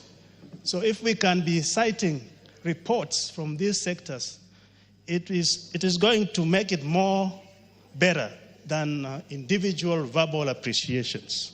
Other than say that the three nominees impressed me much. As a member of the departmental committee on health, I want to say Honorable Kagwe has a competency, and I know he will do a good job. I just want him, when he gets there, if approved, so that he can start with some things which are really bothering Kenyans. Having come from the Ministry of Health, he values health. The issue of pesticides, Mr. Speaker, is causing a lot of harm to our people. As we speak, over 310 products of pesticides are used in this country. And pesticides have been connected to 6 cancers. And if not checked, can harm us more. As for Kabogo, we have built, according to the presidential initiative, every ward. Like in my constituency, I have 3 wards with ICT hub. But I've written so many letters to have them equipped, have not been done.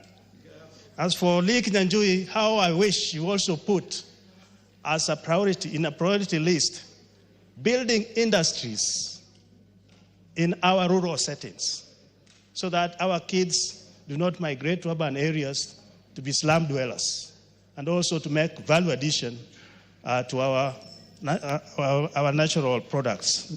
With those, Mr. Speaker, I support the 3 nominees. Wamrata.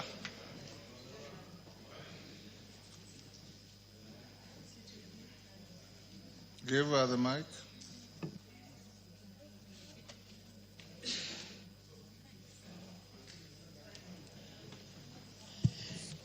Thank you, Honorable Speaker.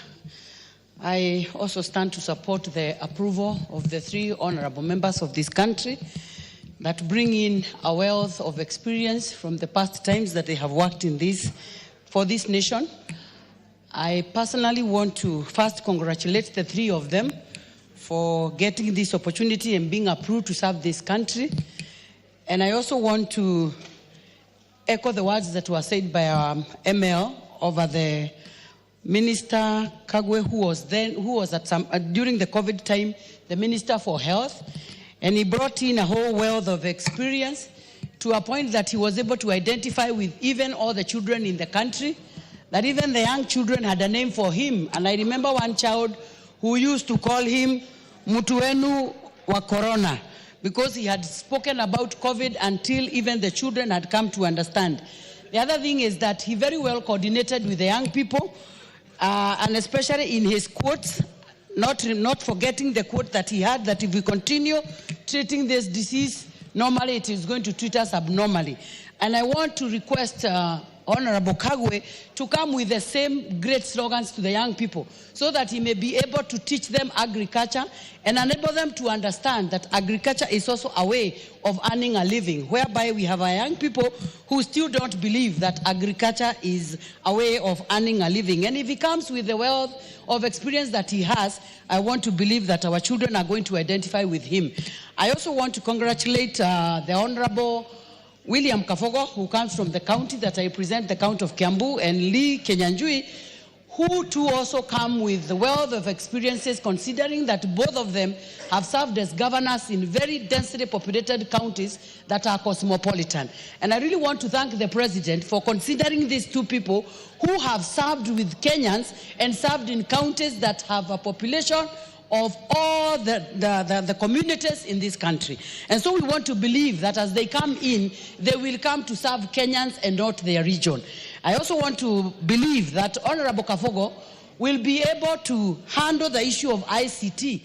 And I remember when he was a governor, there used to be free Wi-Fi in hospitals, and especially one time I visited a maternity hospital in Kiambu Level 5, and there was free Wi-Fi, which I don't think is there today. And I want to believe that when he brings all this kind of information that he had and the wealth of information, that we are going to go to the next height.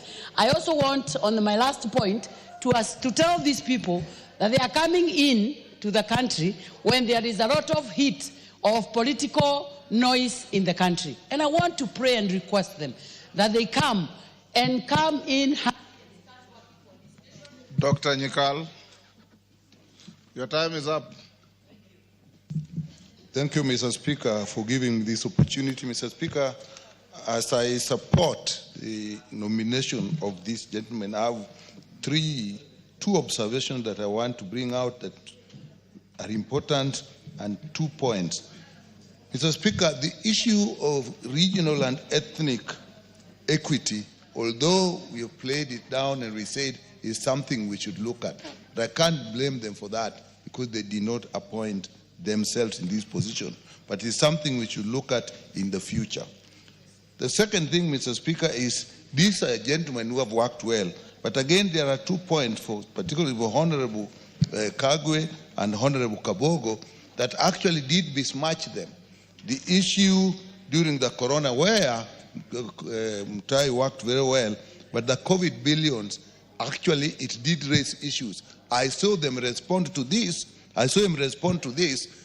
And also, Honorable Kabogo, again, there was issue of the lady that died. I saw him respond to this. But the biggest problem we have in this country is integrity. So we may start to look at the principle of being as spotless as a bishop's wife. But I know, because of what they have done, they'll actually prove themselves beyond those issues. The other one, Mr. Speaker, that is a point that I think they can. The three of them, if they work together, Mr. Speaker, they can solve the problem of employment amongst our youth.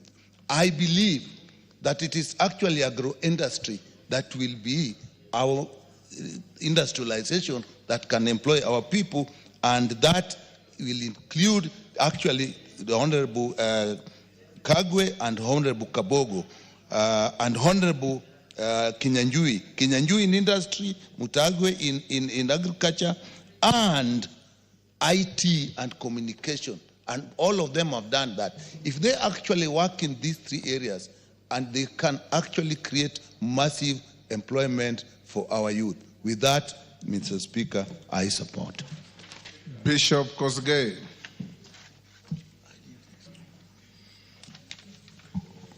Thank you, Mr. Speaker. I also, from the onset, wish to support the motion about the nominees into various ministries as outlined by the committees. And I wish to congratulate the committee for having had a thorough conversation between and amongst the three, and we were able to watch, Mr. Speaker, from the comfort of our homes. And I wish to congratulate them for their performance. They indicated, number one, the maturity in the ministries that they are going to serve, and also experience that they are bringing to the government.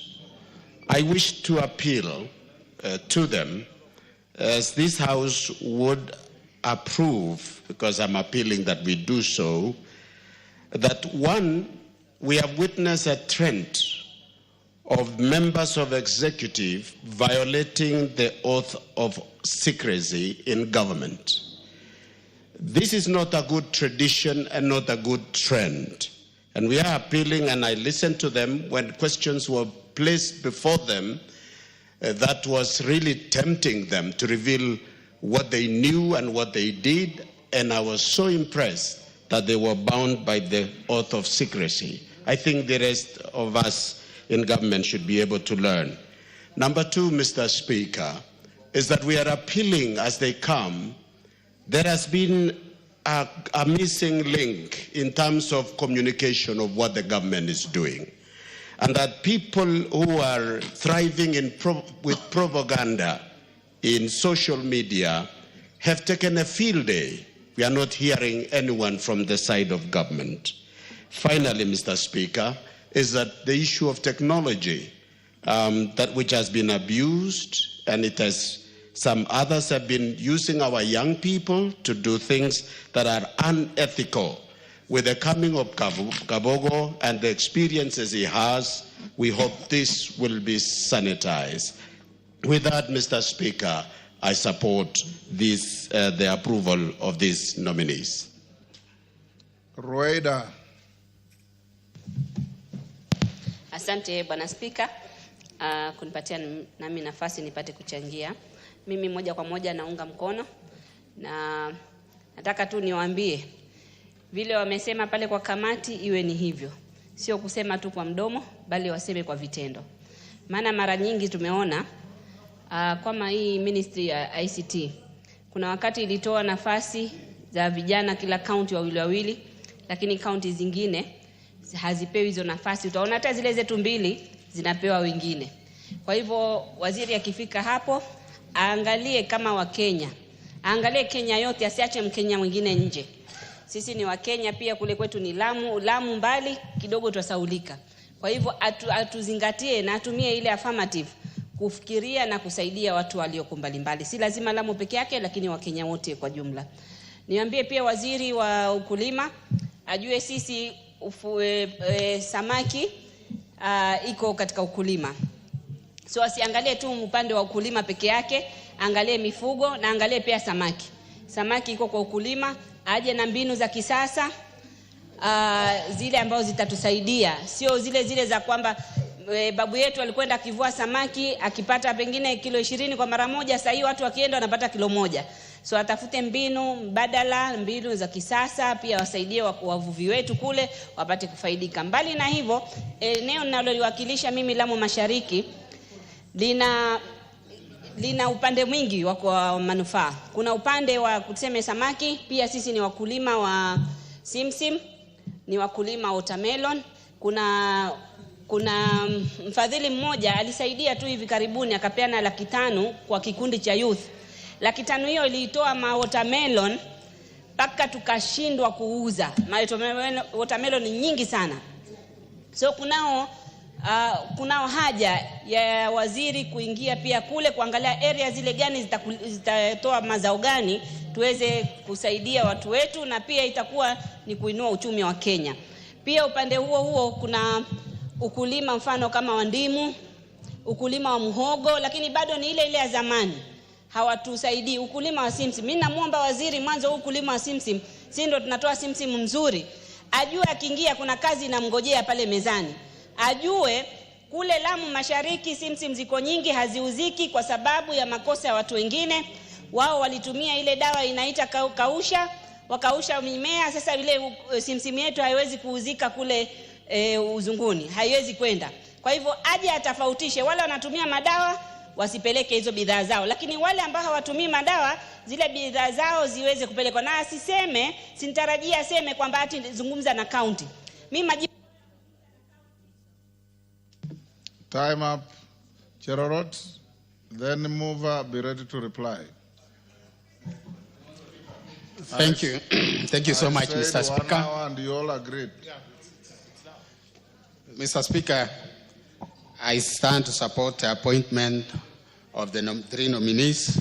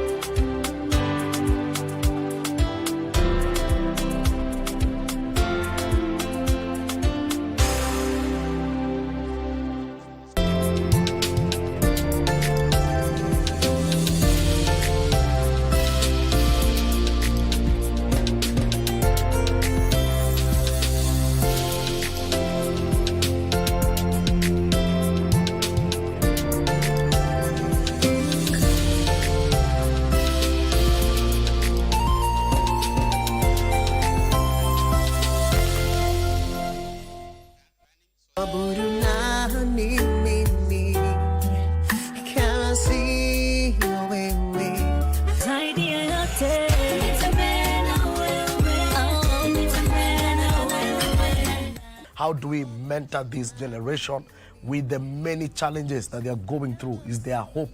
Mentorship is simply, especially when you talk about youth mentorship, is matching young people with caring adults or mentors to provide support and guidance. Okay. The first foundation is to connect with our Creator, who is our maker, with God. I believe as we run our own individual races of life, you may not realize how many young people are running with you. Possibly you don't see them, but there are people watching.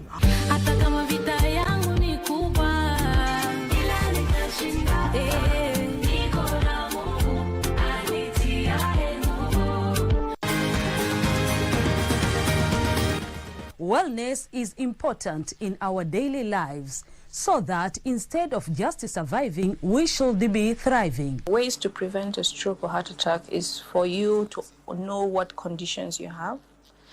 By regular checkup, people don't know they have hypertension, they don't know they have diabetes. I was pre-diabetic. I was afraid of getting lifestyle diseases because I come from a family that has lifestyle diseases. How do you know if your cough is due to a serious condition? We'll have some answers. Stay well and strive to make every day a healthy day.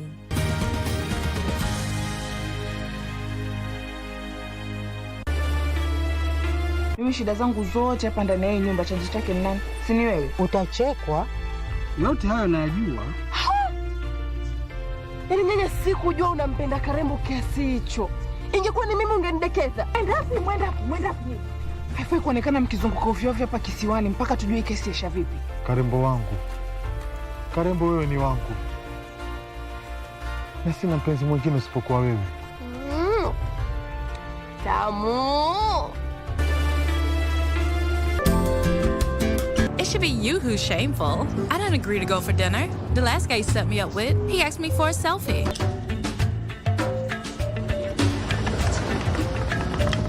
I tell you everything about my exes. All these crappy stories, do you think I want to know? You didn't wait for me all night, did you? Stupid kid just texted me a location. He didn't give me a room number. Don't scare her. It's okay. Don't listen to him. It's just an internship. There aren't that many requirements.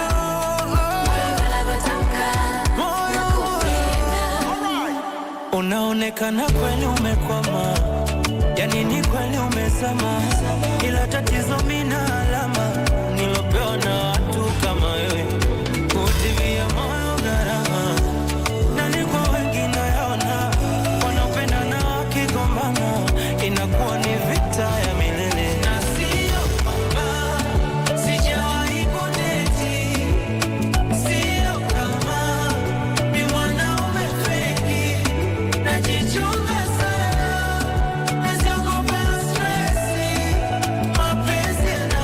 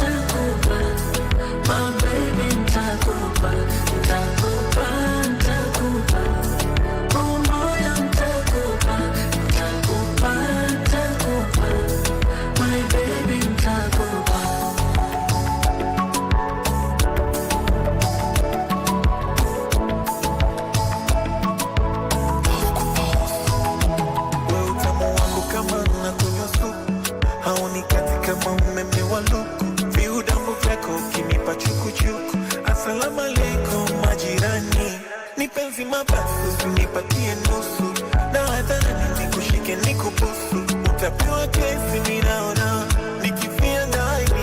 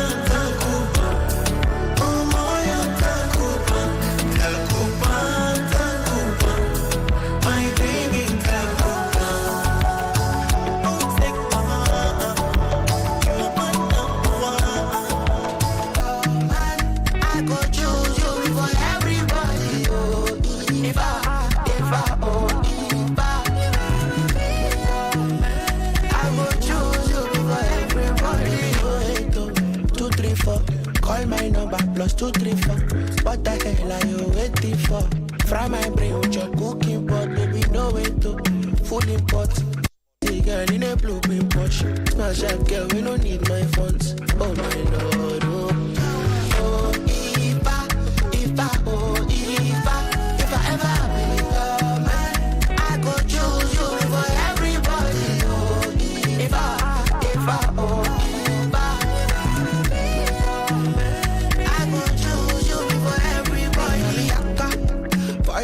I be akako, for your mata I go carry go, for your mata I go scatter city, scatter town. I be akka, for your mata I be akako, for your mata I go carry go, for your mata I go scatter city, scatter town. Dans mon trône, il me manque une vraie queen, une vraie.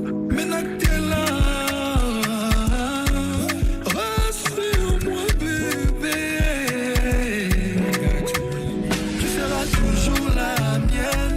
Je suis tout à toi, t'inquiète pas, je suis sous emprise. Nana Kobalo, Nana Lela, Nana Yo.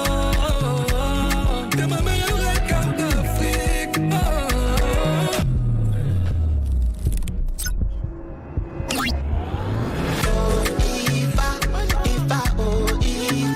If I ever become man, I go choose you for everybody. If I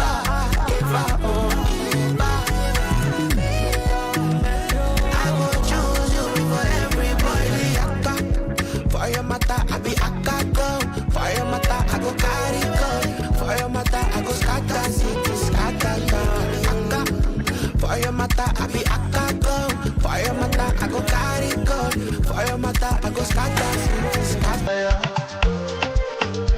For the little things you they do when they make me go low. Say you love me for your color.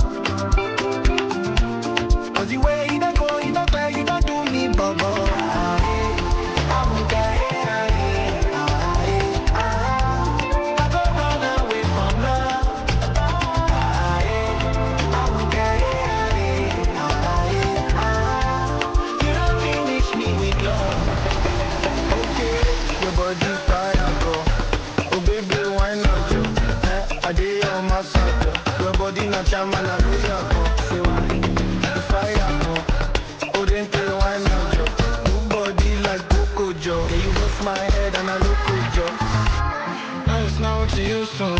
I will show you love for the no stone. And it's not what you think about. And I'm gonna show you how that we move around. They've been trying to get to me.